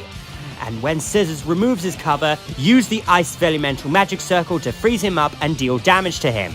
Oh, and the fight is so unique that even if you do damage on him, you are supposed to try not to attack his cover, hiding his blade. Does the battle get better later on? Absolutely. Oh, and here comes my favorite part of the fight, which is Scissors shining bright while removing his cover. when Scissors removes his cover, he uses cutting board to cut up the arrow panels, the elemental magic circles, and the on circles from the ring to make the fight more harder for you to get to the center of the arena. Oh, and like most of the Origami King bosses, you block their attacks. But with Scissors, oh boy, are you in for a bloody treat? Because Scissors is going to come at you trying to slice you in half. And instead of dodging, you have to time your jumping in order to survive the blades of Scissors. Time it right, you survive. Time it wrong, you get cut up in half while your HP goes down to 1 hit and then get a fatality. And when your HP drops to 0, you lose! I hope you have a 1-up mushroom during the fight just in case. He is pure evil! Because you are fighting a pair of scissors and he smells the blood from the paper characters as he cuts up paper just like a pair of scissors you see in real life. Paper is the smell of blood from scissors. Also, if you break the cover, then it is even more intense, because you can't use any powers. I remember Niall breaking the cover, and Scissors attacked him a lot. My sister was very worried, and man, I love it.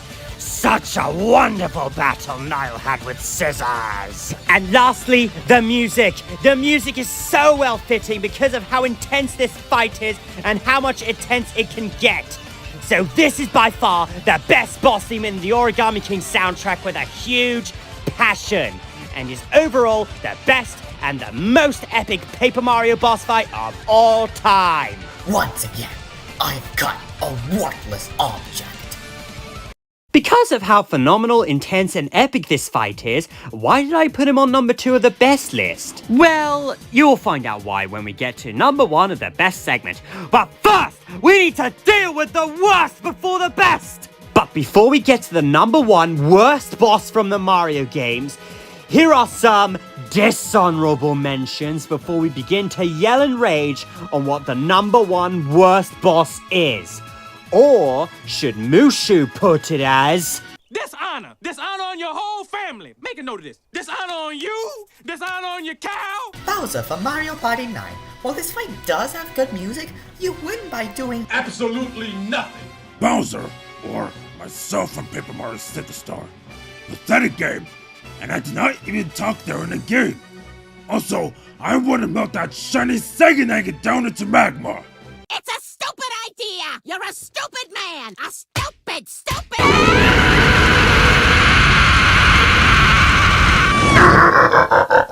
The Fire Velumental from Paper Mario The Origami King. I honestly have to agree with DOG6 and Niall with this one, because I felt their pain over going through this. If you want an explanation of this fight, then watch DOG6's boss battle ranking video. And even when Niall and my sister battled it, all of those events, I felt sorry for Niall and Olivia. Grolus from Paper Mario The Thousand-Year Door. More like Grol sus, no pun intended, because he was beyond mediocre to become the main villain when Shadow Queen takes her own place as the main villain. What from Super Mario Bros. 2? How is a frog going to replace me when he is forgettable? Besides, all you do is throw vegetables at him. Marching Mild, or Mild, from Yoshi's Island. What is this? Kirby with no arms? Big Eye from Super Mario 64. Why is this a boss battle when you're only running around the eye? Boncho from Super Paper Mario. A worse fight than Super Dimentio, because you literally performed a glitch where you defeat Boncho easily. That's all there is to it. Smoldergeist from Mario and Luigi Dream Team. They are literally just 4 fire spheres and their attacks are not even better. King Katunk from Super Mario 3D World. First of all, why does this enemy have a beak? Second of all, is this thing trying to be a King Womp wannabe? Tatanga from Super Mario Land. Nobody remembers him anyway. And finally, Bowser from Super Mario Galaxy 2. I said this in episode 2, and I will say it again. The last phase is a joke, just like Super Dimentio, but at least the music is fantastic. But we didn't even get a chance to listen to it more during the fight! Before we get to the real deal, first things first, a recap from the previous entries. My first fight from New Super Mario Bros. Either give me a different backdrop or use someone else that takes more time than this. Gilbert the Gooey, you are basically fighting a rejected enemy from a magical girl anime, Madoka Magica, or in full terms, it's Puella Magi Madoka Magica. Top Maniac from Super Mario Galaxy, a pathetic fight which used the King Caliente's theme, which sucked at it being the third time playing this theme song. Future Bowser, or myself that traveled to the past in Yoshi's New Island. Even though this is my fight and the music sounds interesting, this is an insult to an awesome final boss! Well, in the Yoshi games. The Thoughtful Express from Mario & Luigi Bowser's Inside Story, or in case in point, the original version. This fight makes your breath go away when blowing on the screen! The Zkeeper from Mario & Luigi Dream Team. This is so frustrating. Even the dimensional attacks was making me lose my mind. Super Dimentio from Super Paper Mario. You had a great final boss build up and let us off with an easy fight.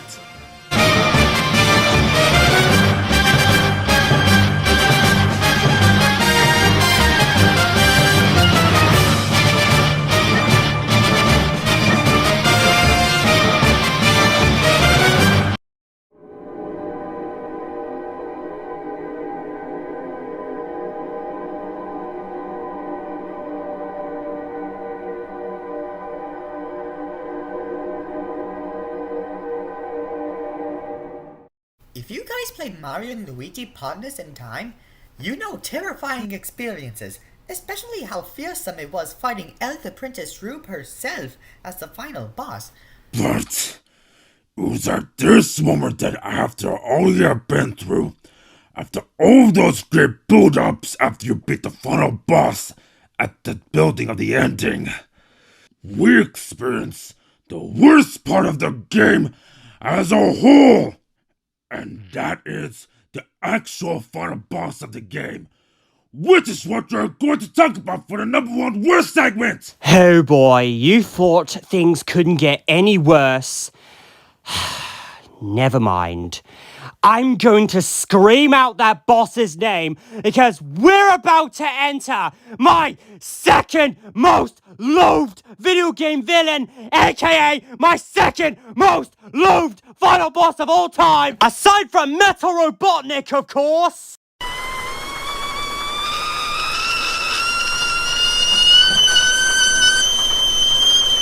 Motherfucking ass Christ Schrouser!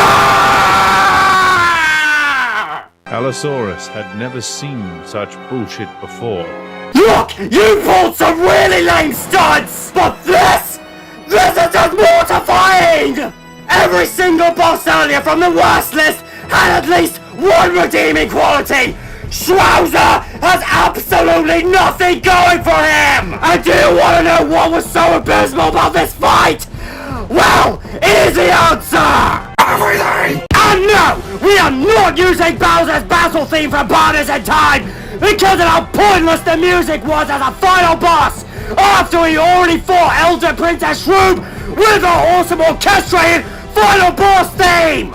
So, we are using this boss theme instead! Although Bowser's battle theme from Partners in Time is still very good and Bowser related regardless. But we are only using this song for final boss material!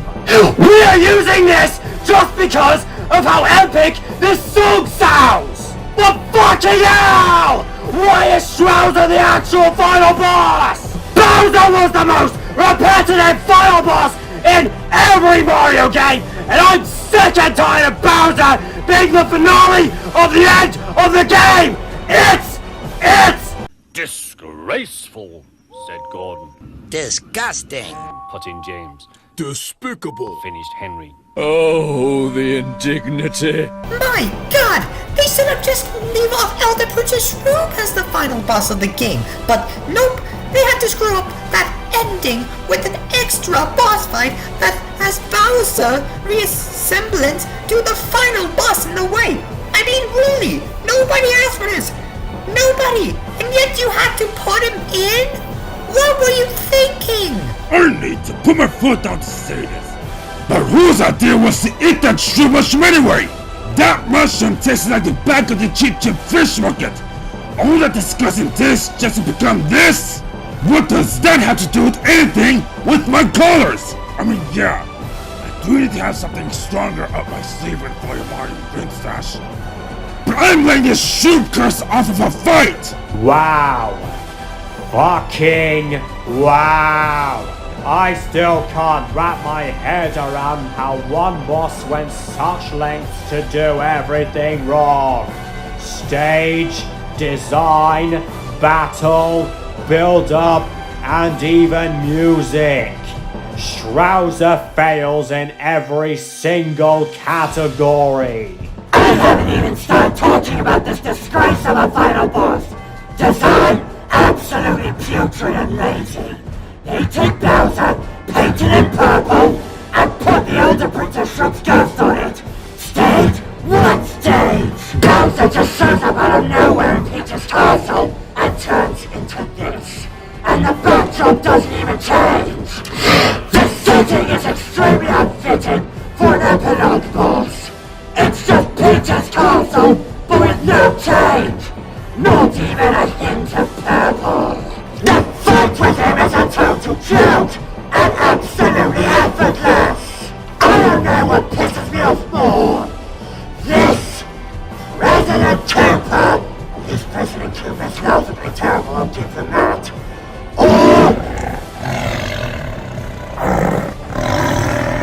bullshit. Who in the whole motherfucking galaxy has ever thought that counterattacking is acceptable? And Lord Bowser never stops attacking you, which means you cannot attack back.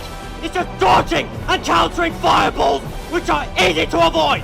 There's no fun in that. But what about the music? Unfitting for a final boss. He doesn't get a unique song. He is so pathetic. Nothing more, nothing less. To add insult to injury, they made this concept work in the Superstar Saga remake. My fight basically did the exact same thing, but it actually worked. This doesn't. The worst part of all is that it is so unneeded, as this comes after a good Bowser fight earlier, which is even worse. And an incredible fight against Elder Princess Shroom, who was the actual final boss.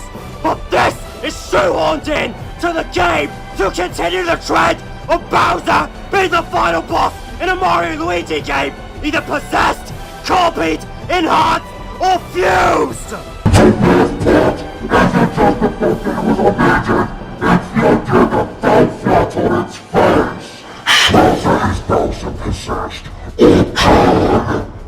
What's left of Elder Princess Shroom, turning him into a Shroom hybrid. This could have gotten so much potential for an epic and exciting battle. I need to find my skills, none of it. Oh, there's something I never noticed until now. They seriously left in a health bar on the top of the screen. Boss says I'm more in the Luigi game. Damn it, some health bars. Do you wanna know what's even more infuriating? This is required to beat the game! There are no inequalities that can salvage this fight. Fucking atrocious concept! Seriously, abysmal backdrop for an awful final battle. You really love the details. Listen up. They're saying this atrocity will live on. Not today. The toy will be mine. So you vanish.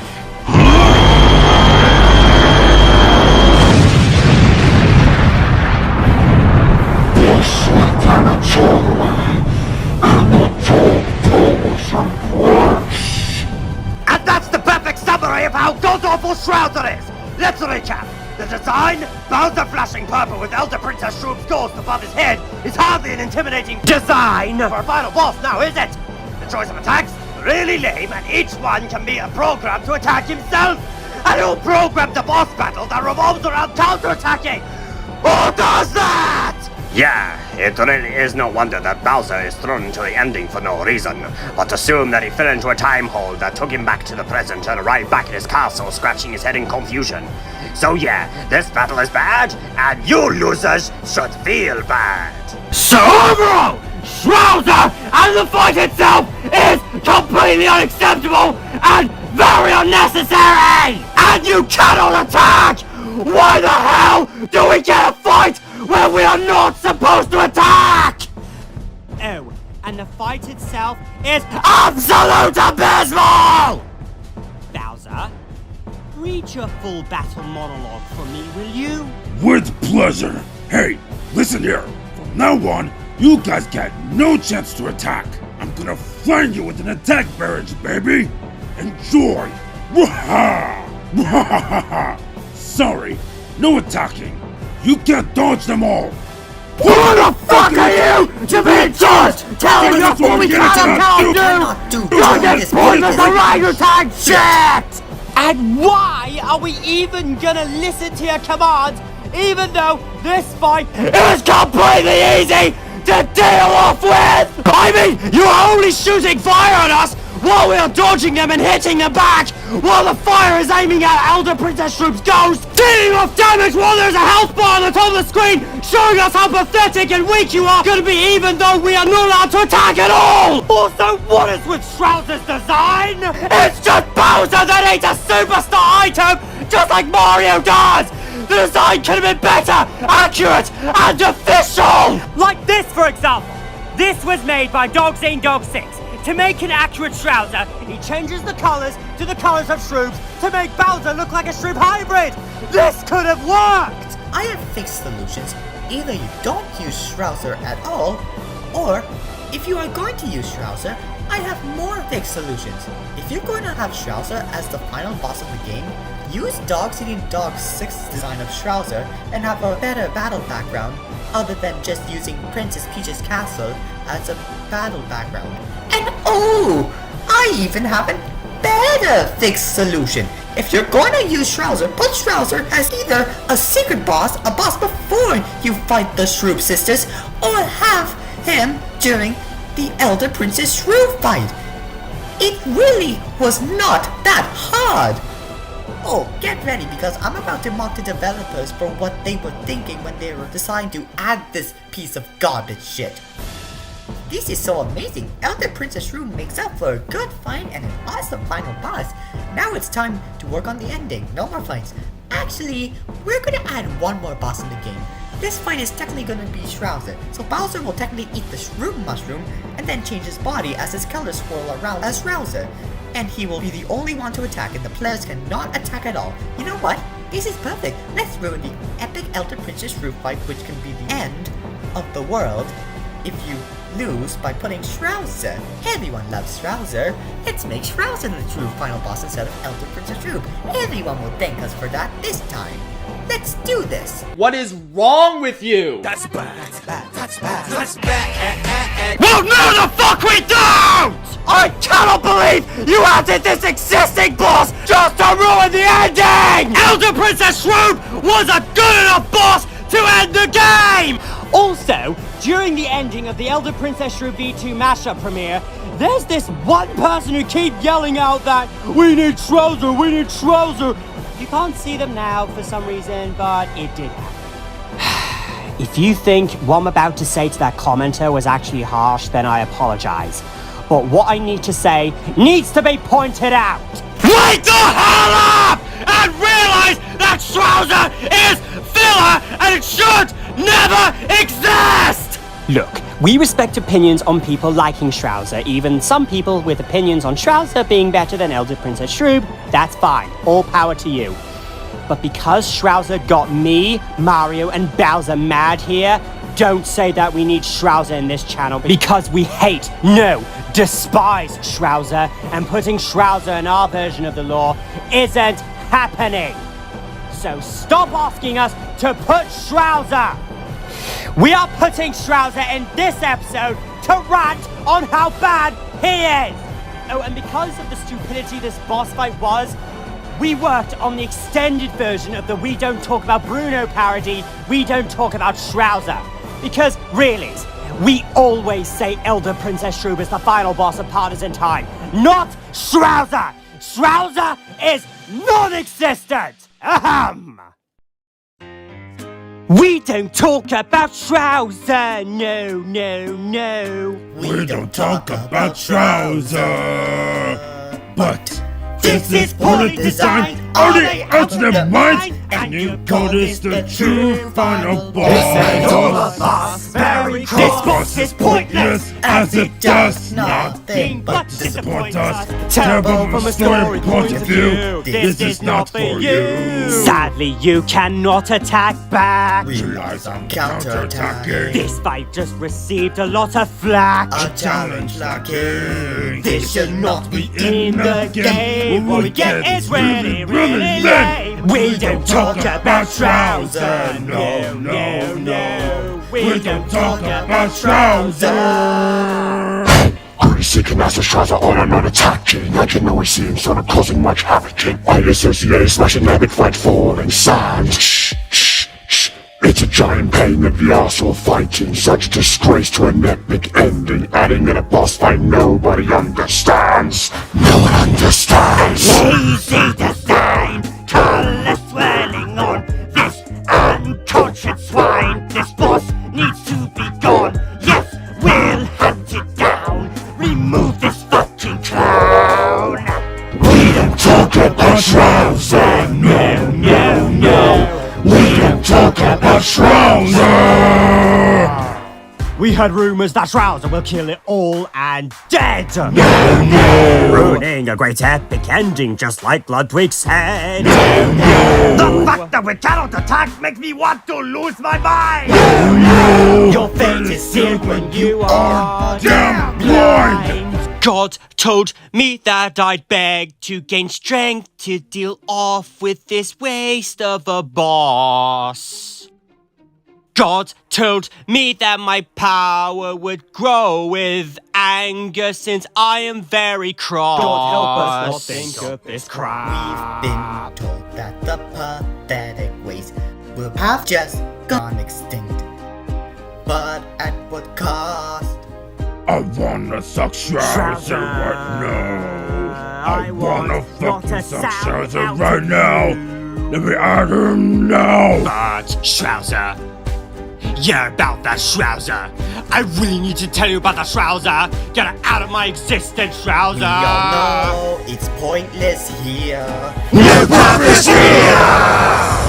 This is Poorly pointless designed, are the ultimate mind, and you call this the true final boss. This boss is pointless, as it does nothing but disappoint us. Terrible from a story point of view, this is not for you. Sadly, you cannot attack back. Relies on counterattacking. This fight just received a lot of flack. A challenge lacking. They should not be in the game. Oh, it gets really, really lame. Don't talk about Trouser. No, no, no. Not a word about Trouser. No. Mamma mia, we sure did go all out during our parody song. That suits Trouser's right for appearing out of nowhere in the last minute. Exactly. I felt insulted on what I looked like there. I could have looked better in canon. But nope, my form is recycled. This is my response to that shithole of a boss fight from listening to our song. You get what you fucking deserve! I don't care if we have been using this clip previous times already. Get over it! So there you have it! A fireback song about almost hated Mario boss fight of all time! Further note, if this boss theme sounds familiar and you're guessing this is from My Little Pony, no! We are not bronies! Because My Little Pony is mostly for girls! And before we get to the final verdict of this section, allow me to explain why we will not use Bowser's theme from Partners in Time and instead use these face songs. In my perspective, the giant Bowser theme from New Super Mario Bros. Wii sounds absolutely nostalgic and dramatic. It brings up a sense of orchestrated vibe like Pirates of the Caribbean as you are in a world's end. As you hear that song for the first time when you fight Giant Bowser, you feel like you are fighting a realistic Mario game fighting Bowser in a realistic style. Tamatoa Gaming Dar had a dream one night fighting Giant Bowser in a realistic nightmare style. The Bowser almost looked like Giga Bowser! Now, a true fan Final Boss remix, on the other hand, which other people think sounds way more epic for Final Boss material, and the song that's playing now was also a Final Boss masterpiece. It feels like you are fighting an ultimate form of Bowser, but in a rainbow space abyss, while having some Rainbow Spirit Fairy guides singing for courage while fighting along with the Mario Brothers as they are going all out, as this is going to be the fight to the death to finish all in rage! It sounds potential! This sounds colourful, magical, and heartwarming that you would never stop listening to this every day! Anyways, I'm done wasting time talking about something pointless around here. Let's just go straight to the final verdict. The ending was already good after we've beaten the true Shroom Ruler herself until this piece of shit shows up out of nowhere. Even though I disqualified him in episode 2 because it's only counterattacking, this fight still shouldn't exist. God! Shrouzer is so pretentious when I fought him, and during the fight, he deluded himself to think he is the true final boss to make a final battle more deja vu, which clearly he didn't! For fuck's sake, Shrouzer! Just look at yourself! Your true final boss idea is unlikable! You are nothing but a shithole that should have stayed on the drawing board! You've become a show-off, taking the role as a shitty final boss of a game, but have absolutely nothing to show for it! Oh, and what pisses me and the others off even more is that this is an insult to an awesome lore and the game itself! Yes, I said that before in episode 2 while ranting on Jasperman Jr., even though Shrouzer is my secondary most hated final boss ever! But the reason why I said that here is because at least Shrouzer didn't have a pathetic and frustrating fight unlike Jasperman Jr. Still, this fight is very unnecessary! The law of partners in time is an army of shrooms invading the Mushroom Kingdom and time after time, and time before time across, turning everyone into shroom mushrooms! Those are dark and creepy moments, and that is the true meaning of the lore of this game, because people in this game are getting infected by shrooms, and in the ending, the infection has worn off from everybody, turning them back to normal. But Shrouzer insulted the law and the perfect ending just to piss everybody off with Bowser always being the final part to end the game! To sum up, even if we have already dealt with this fight easily and never get to witness that same concept again, throw Shrouzer into the fiery pit of the volcano! Yes, I said it! Rocks and minerals are junk to the volcano! So, throw Shrouzer into the volcano as this waste dies in the fire! I clearly want to kill off this worthless piece of shit of a final boss right about now! Oh, this gets me so angry! I think I want to just...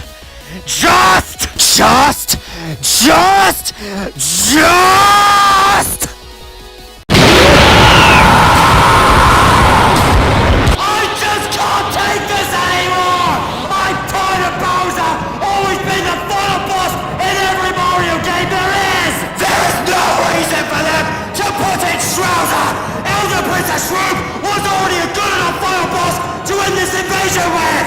Also telling us we can't attack, nor can we dodge! Fuck your commanding! And fuck your fight! We have had it!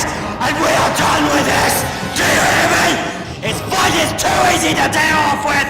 There is a health bar on the top, even though most Mario and Luigi games don't show health bars at boss fights! The boss design looks lazy, does not look scary, and looks nothing like final boss material! And the background is even abysmal because you're fighting Shrouzer at Peach's castle! What does Peach's castle have to do with a final battle? I mean, of course they did that concept in New Super Mario Bros. U, but for fuck's sake! Not even Peach's castle was color changed a bit!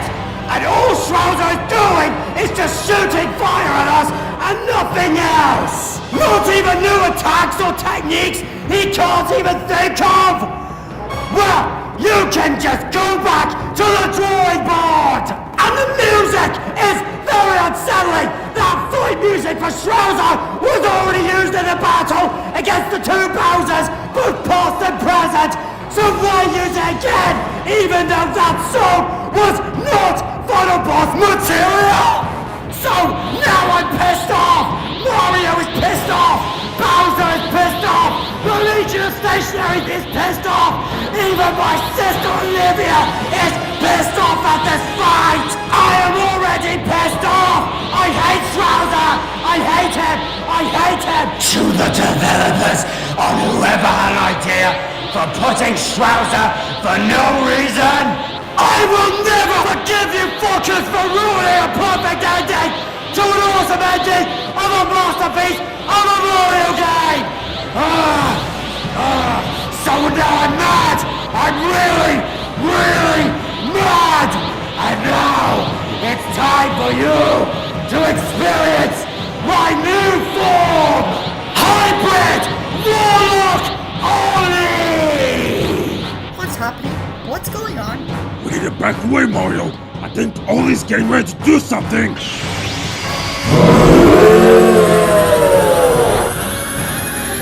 It's time to finish this once and for all. Activate Great Power. DED6.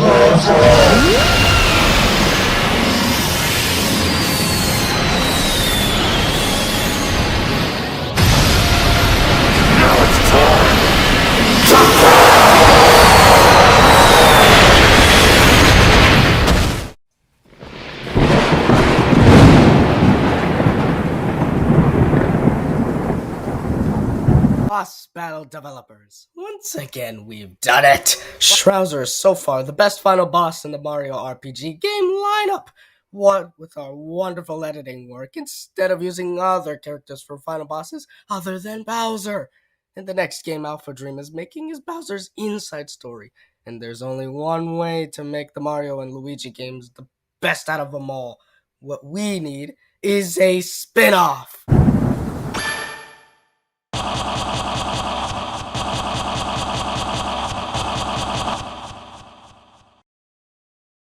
Ah, yes.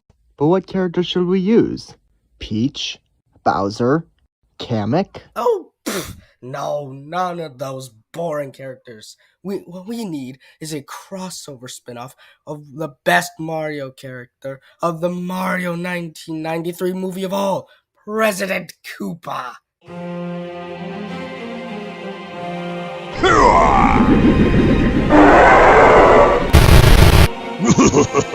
Ready for a moment, Mario? You bet I am. I'm ready to take down this pathetic waste of a final boss. Let's go. Hell yeah!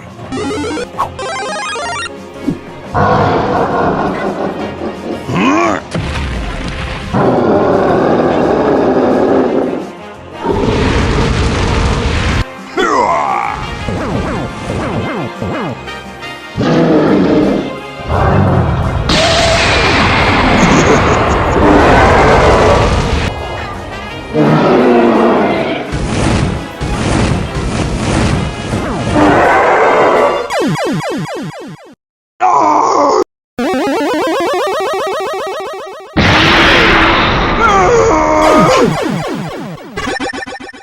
Okay, that's as far as I can stand.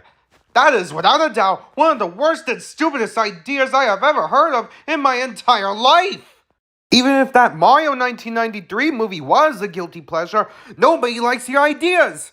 Nobody! Also, whose idea was to add in Trouser anyway? We should have left the final boss as Elder Princess Shroob instead of always using Bowser as a final battle equivalent! Are you purposely just trying to piss people off even more? Yeah, what are those so-called Nintendo fans gonna do about it, huh? Nah. Oh. Before we move even further, no, we didn't actually kill off the developers. After we blew their place up and taught them a lesson, we gave them healing mushrooms and told them to never make such a useless, unneeded final boss like Trouser ever again. And of course, Mario rebuilt their place by using his maker outfit. So let this be a lesson to not add in Trouser. Now, back to my show. I highly apologize you had to see all of that, audience. This literally happens in every episode of mine. I let my anger go straight through my head as I completely lose it over seeing my hated media. Shrouzer literally triggered me, and I took my anger way too seriously. But not as much as Jasper Bat Jr. and Mr. Freeze. Which makes me more angry with his hot, cheesy ice puns. And including my new most hated villain of all time, Malekith from For the Dark World. But on the bright side, at least DED6, Niall, me, and my 4 villainous colleagues ranted on him during the 4K sub special. But right now, I must calm down now. I need a break from all of that yelling. Hey, you're not the only one, Olly. That's what it takes to have a Koopa King's emotion. You get angry, then you have to look angry in a transformation, just like I do. I took out all my anger on Sausage Party, and good thing I won't have to see or think about that hot mess of an animated movie. When I first saw the trailer, I thought it was gonna be a kids movie, but when I saw the movie, I was wrong. And so I used up everything I took to get rid of it by incinerating that movie with my lethal fire breath. Not bad out there, pal. Yeah, Shrouzer got what he deserved for ruining a perfect ending of Partners in Time. We will always say Elder Princess Shroob is the final boss of the game, but seriously, I can't believe Shrouzer even existed. Yeah, I mean, is there some purpose or other reason they wanted to add Shrouzer in the ending? Well, as I see it, I think the reason why they added in Shrouzer was for Bowser to get involved in the final battle. Like I said, Elder Princess Shroob was already perfect enough, and if someday they make a Partners in Time remake, please make the ending better than last time. Maybe don't have him at all. Change his design and have a better background with different music. Or just use him as a secret boss, or a boss before or during the final boss against the Shroob sisters. We will prefer DED6's mashup over the original game because we don't get to see Shrouzer. Good. If I were you guys, after you beat Elder Princess Shroob, aka the real final boss of the game, I would just end the game there. Or, if you want the actual ending, just fight Shrouzer. It's your choice. End it already or continue to get the true ending. And never again will I eat the disgusting mushroom. That tastes nasty like fuck!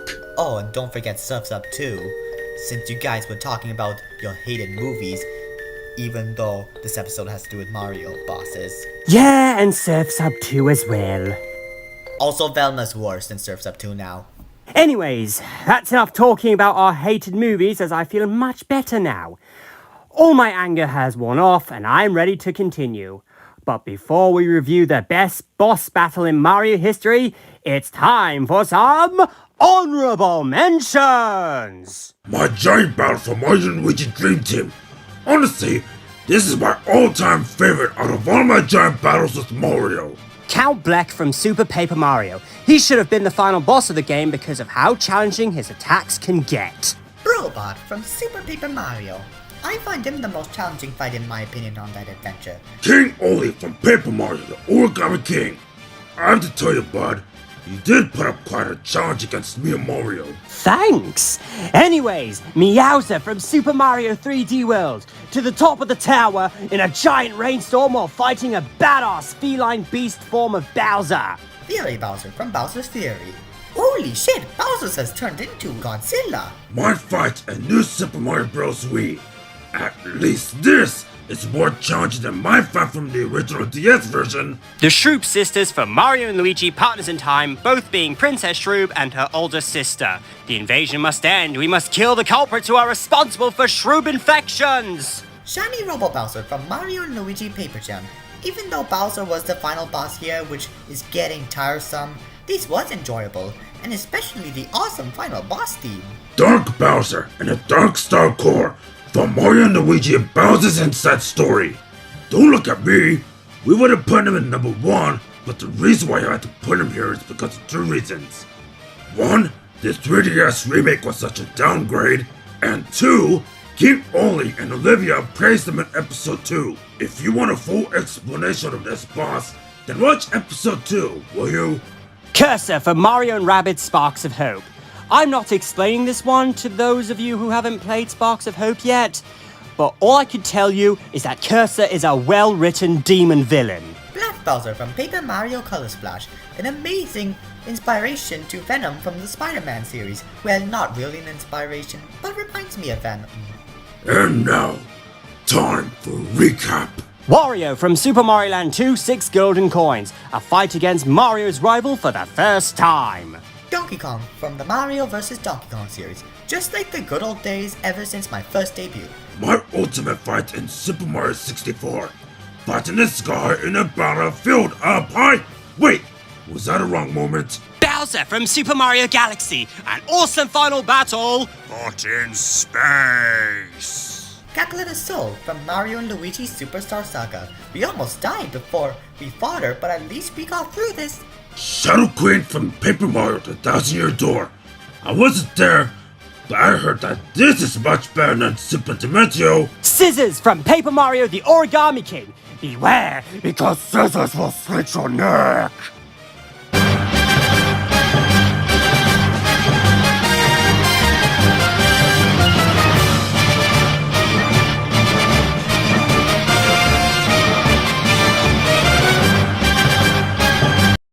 Well, this is it. We have finally reached the end of the list with the last boss from the best list we will be talking about. Wait! What was that? Oh! Actually, we were talking about 2 bosses at once! And yes, it's from a Mario and Luigi game. And no, it's not Dark Bowser and the Dark Star Core because he is already in the honorable mentions section. But these 2 bosses are from Mario and Luigi Dream Team. Are you ready to hear what the best 2 bosses from the Mario franchise of all time are? Okay then. The 2 best bosses of the Mario franchise are the Dream World duo themselves, Dreamy Bowser and Antasma!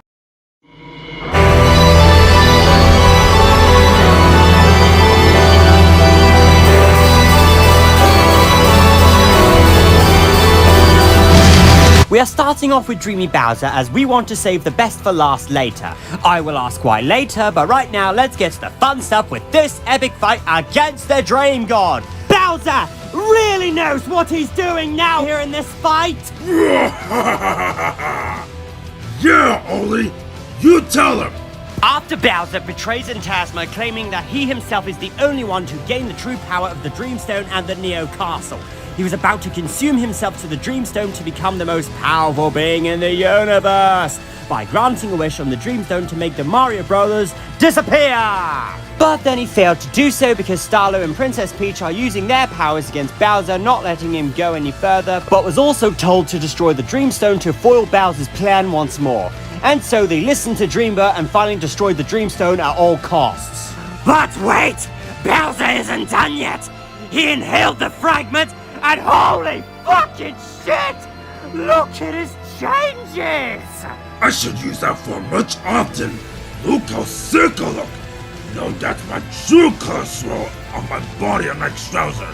I, as a dream god, am a real necessary enemy to fit for a final boss unlike Strauser which came out of nowhere. Yeah, I 100% agree with you, Bowser. Your dream form is much better and more necessary for a final boss. The fight! I need to point this out here. For a best final boss, this goes to the same ranking experience level along with Dark Bowser and the Dark Star Core, even though the 3DS remake was a downgrade. Because they are both final bosses, and they have epic music for a final boss, and they even have badass attacks as if you are in Endgame! But Dark Bowser and the Dark Star Core will still remain as an honorable mention because I already praised them in episode 2. But here with Dreamy Bowser, he had no issues and therefore a perfect way to leave it off there.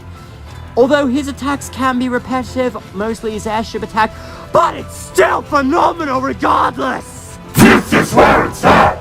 This has to be the strongest form of Bowser I have ever seen! Because he's able to wish pretty much anything that he wants for himself to be stronger, have better defense, better offense, more armies, more items, more powers, more everything! Boy, this makes me jealous! Anyways, about the fight and the mindset.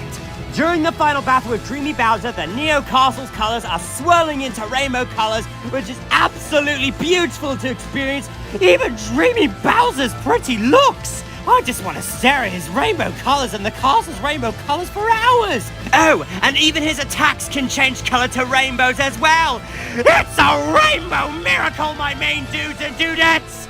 A rainbow miracle! Oh my! Now I sound like my sister Olivia because of my over-enjoyment with this fight! But anyways, back to the main program. Just like the rest of the Mario and Luigi final bosses, you have to take down several parts of the final boss until you get to their final weak point. This fight is so inspiring because you are saving all hopes and dreams just like Azrael Dreamer's fight.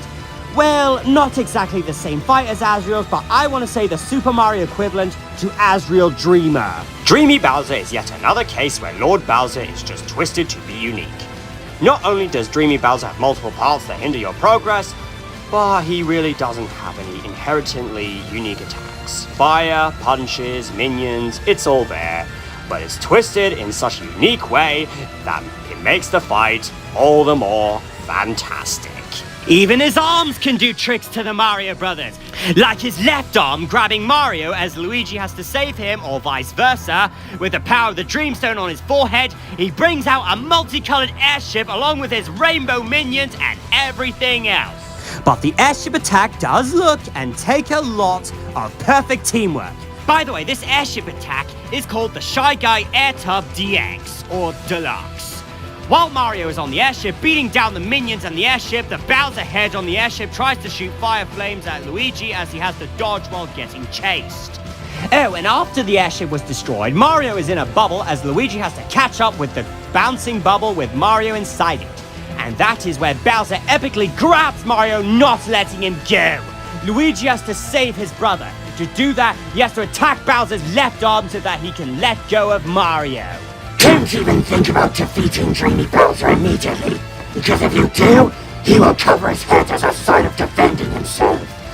So, just take out the arms and then go all out with your bro's attacks. Also, the way Dreamy Bowser's arms are destroyed is similar to the Bowser with Queen Bean and my soul. 3 games ago. One of Dreamy Bowser's more common attacks involves shooting giant rainbow-colored fireballs which the Mario Bros need to jump at the same time to avoid. Dreamy Bowser clones himself partway during this attack to double the fireball, where the fireballs alternate between each of the two. And just like Dark Bowser's fight when he brought out the Dark Minions, Dreamy Bowser summons his Dreamy Minions by creating a portal for each minion! These include Dreamy Goombas that can jump over or on, Dreamy Paratroopers that can be sent back at minions behind them, Dreamy Shy Guys that will jump over the brothers, and Dreamy Bob-Ombs that will explode on contact. While the minions are attacking, Bowser goes to the back spot, opening up extra portals by opening up endless piles of meat to heal himself in battle, and remains there on the back spot until the minions are destroyed. If they manage to take down as many amounts of Dreamy Minions they can get during an attack, then Bowser would slam his fists into the ground to create a shockwave that must be jumped over. As me, Luigi, and Niall saw the shockwave, we were so shocked and amazed by its looks. Wow! Another attack Dreamy Bowser can do is summoning a giant hammer, which he tries to hit the brothers with and flip a coin. Heads, Mario. Tails, Luigi. You have to successfully defend the initial strike. Then Dreamy Bowser would go for the other brother, which they must also hammer to defend themselves. Although this attack can be tricky to accomplish. Oh, and here's another epic attack he can do. Become giant! Just like his previous giant moments in Dream Team and Bowser's Inside Story. While Dreamy Bowser is giant, Mario and Luigi have to run as Bowser starts chasing them while spewing 3 massive streams of moving fire that must be jumped over, or the Mario Brothers will take massive damage. If they manage to jump over the fire, Dreamy Bowser then jumps and creates a shockwave that also must be jumped over. Dreamy Bowser will then repeat the fire stream attack, but his second jump will end in his landing on a sharp spire, deflating him back to normal size. Just like the good old days. And I still turn giant during the modern times even though it gets over it at times. but just to bring back nostalgia, and of course spit into a Mario and Green stash. It is so satisfying. As for the part where Dreamy Bowser spawns his minions, it can be a little annoying and repetitive, especially when you get to him to low health, but still, everything aside from that more than makes up for it. It is excellent! After you defeat Dreamy Bowser, he turns back to normal, and now is your chance to finish him off by hitting him with the hammer twice. First hit into the cage to free the princess, and the second and final hit putting him down in business, hitting him to the air. Also, the music, Adventure's End. It is perfect! Well, not as perfect as Hopes and Dreams Save the World, but that's beside the point. An absolute majestic masterpiece of a song! The instruments were done magnificently, like the organs and the guitar solos. And as I see on YouTube, there are 4 covers of this song, which is less than in the final covers there is. Actually, 5, if you count Man on the Internet's cover. And there's even a second version of the Adventures End mashup in DED6's channel. I recommend you all to see it. Now we have been saving the best for last of the 2 bosses in the number 1 best section. And this boss is by far the better boss than Dreamy Bowser and the Dark Star Core.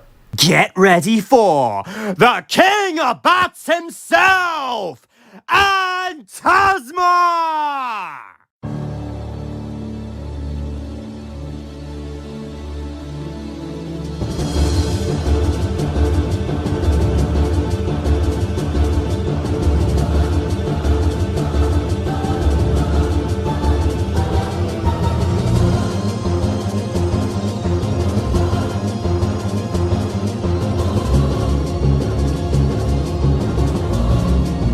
This is it! The best to last is the main antagonist or central antagonist of Dream Team himself, Phantasma! The best final boss that tops over Dreamy Bowser and Dark Bowser and the Dark Star Core.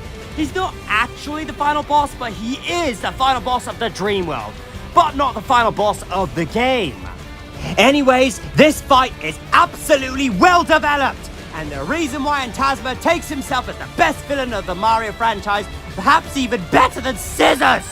We did put Scissors for number 2 because Scissors' design is just a pair of scissors from reality. Scissors is still an awesome villain though.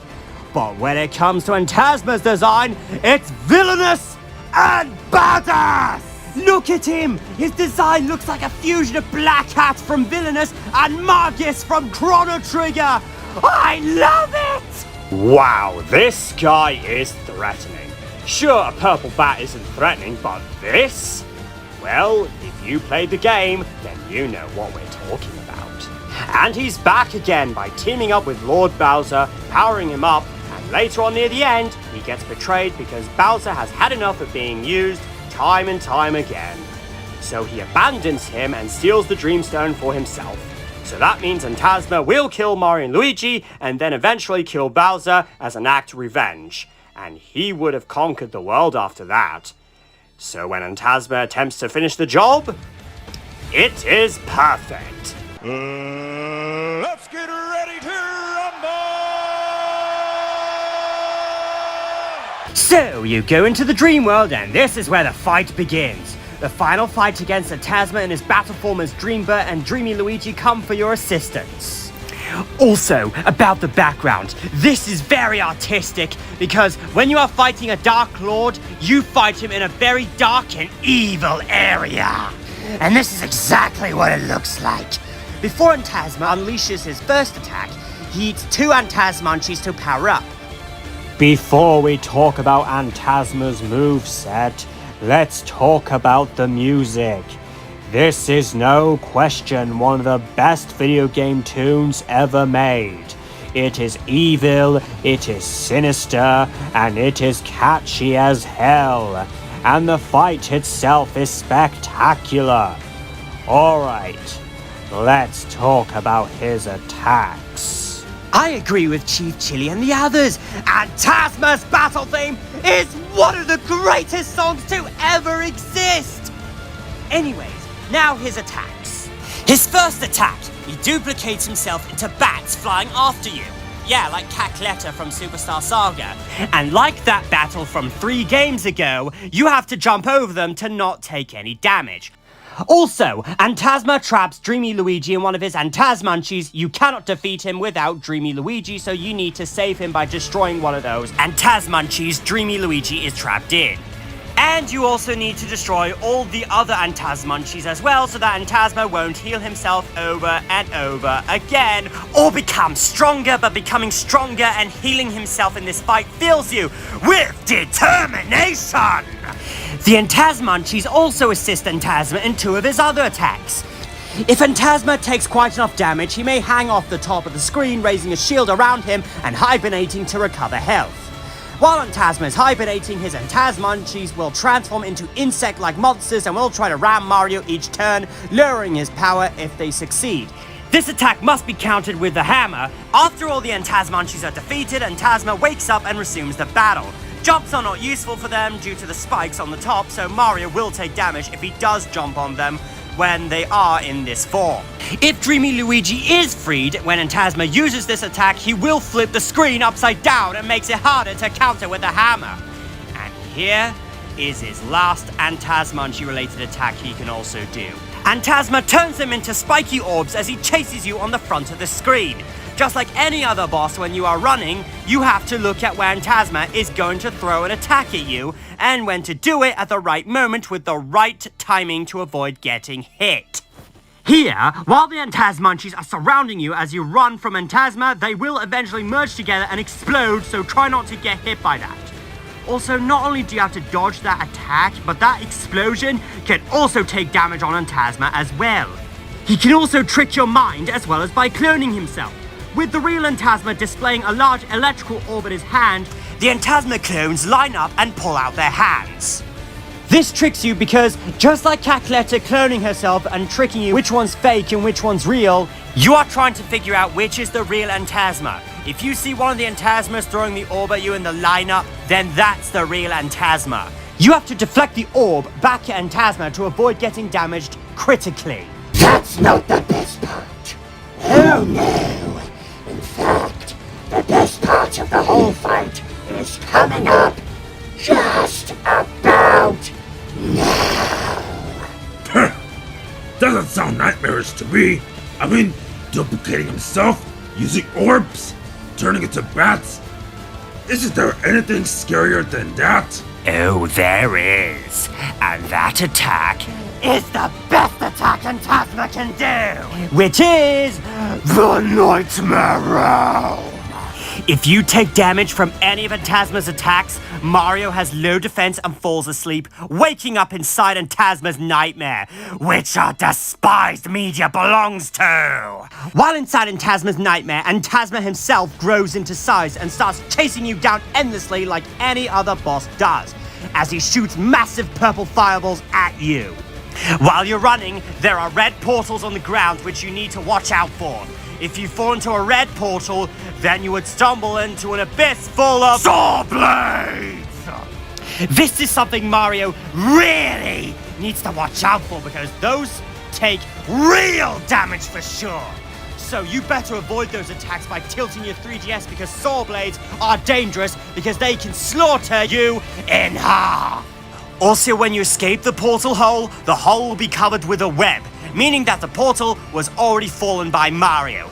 And if you see a rainbow portal hole, which is the portal you need to go in to escape Antasma's nightmare, you go in there, and as you're escaping, there are falling coins to collect to gain strength and heroicness. If you die in Antasma's nightmare, game over. What a very epic fight. After you finally defeat him, you escape the dream world as Antasma inflates until he blows up to smithereens. I don't know which Antasma fight is better, this fight or Antasma X's fight.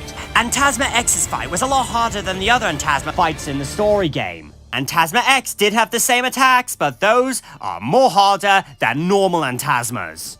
Here's a fun fact for ya. In top 15 greatest boss battles in video games by none other than Farfall's Minion, Antasma made it on the list, and you know what's even better?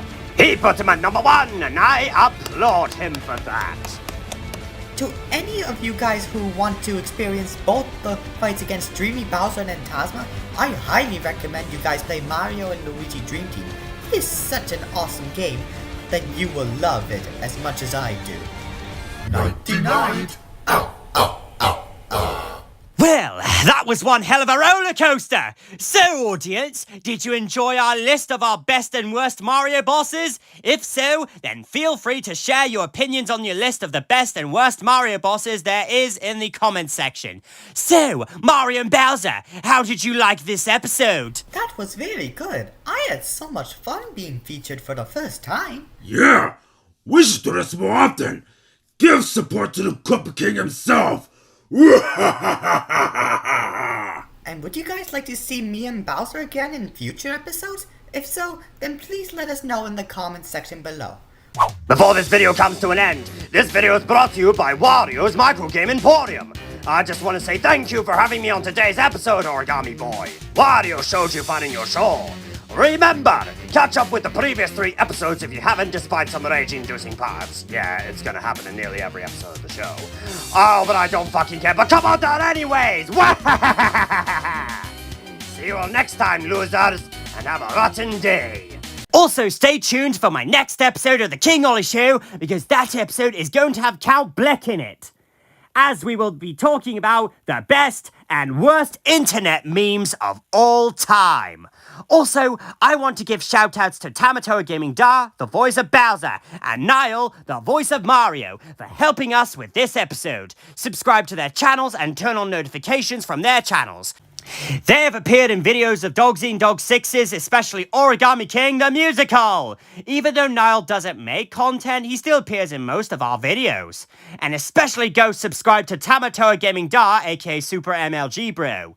He has an upcoming YouTube cartoon show called Data Brawl Adventures. He's just waiting for everyone's voice lines to get done, and after all of that, he will start processing shortly. To make things more exciting, he is also making an upcoming musical called Mario and Luigi Bowser's Inside Story the Musical. He will make an announcement video later when he gets the chance, or when it is time for him to do so. And of course, follow them on Discord as well. And before we end the episode, there is only one more thing for us to do. Oh, and what is that? Whatever's happening, I can't wait for the excitement. Yeah, what is it? Spit it out already! A dance party! Do the Mario, swing your arms from side to side. Come on, it's time to go. Do the Mario, take one step, and then again, let's do the Mario all together now. You got it. It's the Mario. Do the Mario, swing your arms from side to side. Come on, it's time to go. Do the Mario, take one step, and then again, let's do the Mario all together now. Come on now, just like that. And on that bombshell, it's time to end it here. Thank you very much for watching. See you in the next episode. Good night!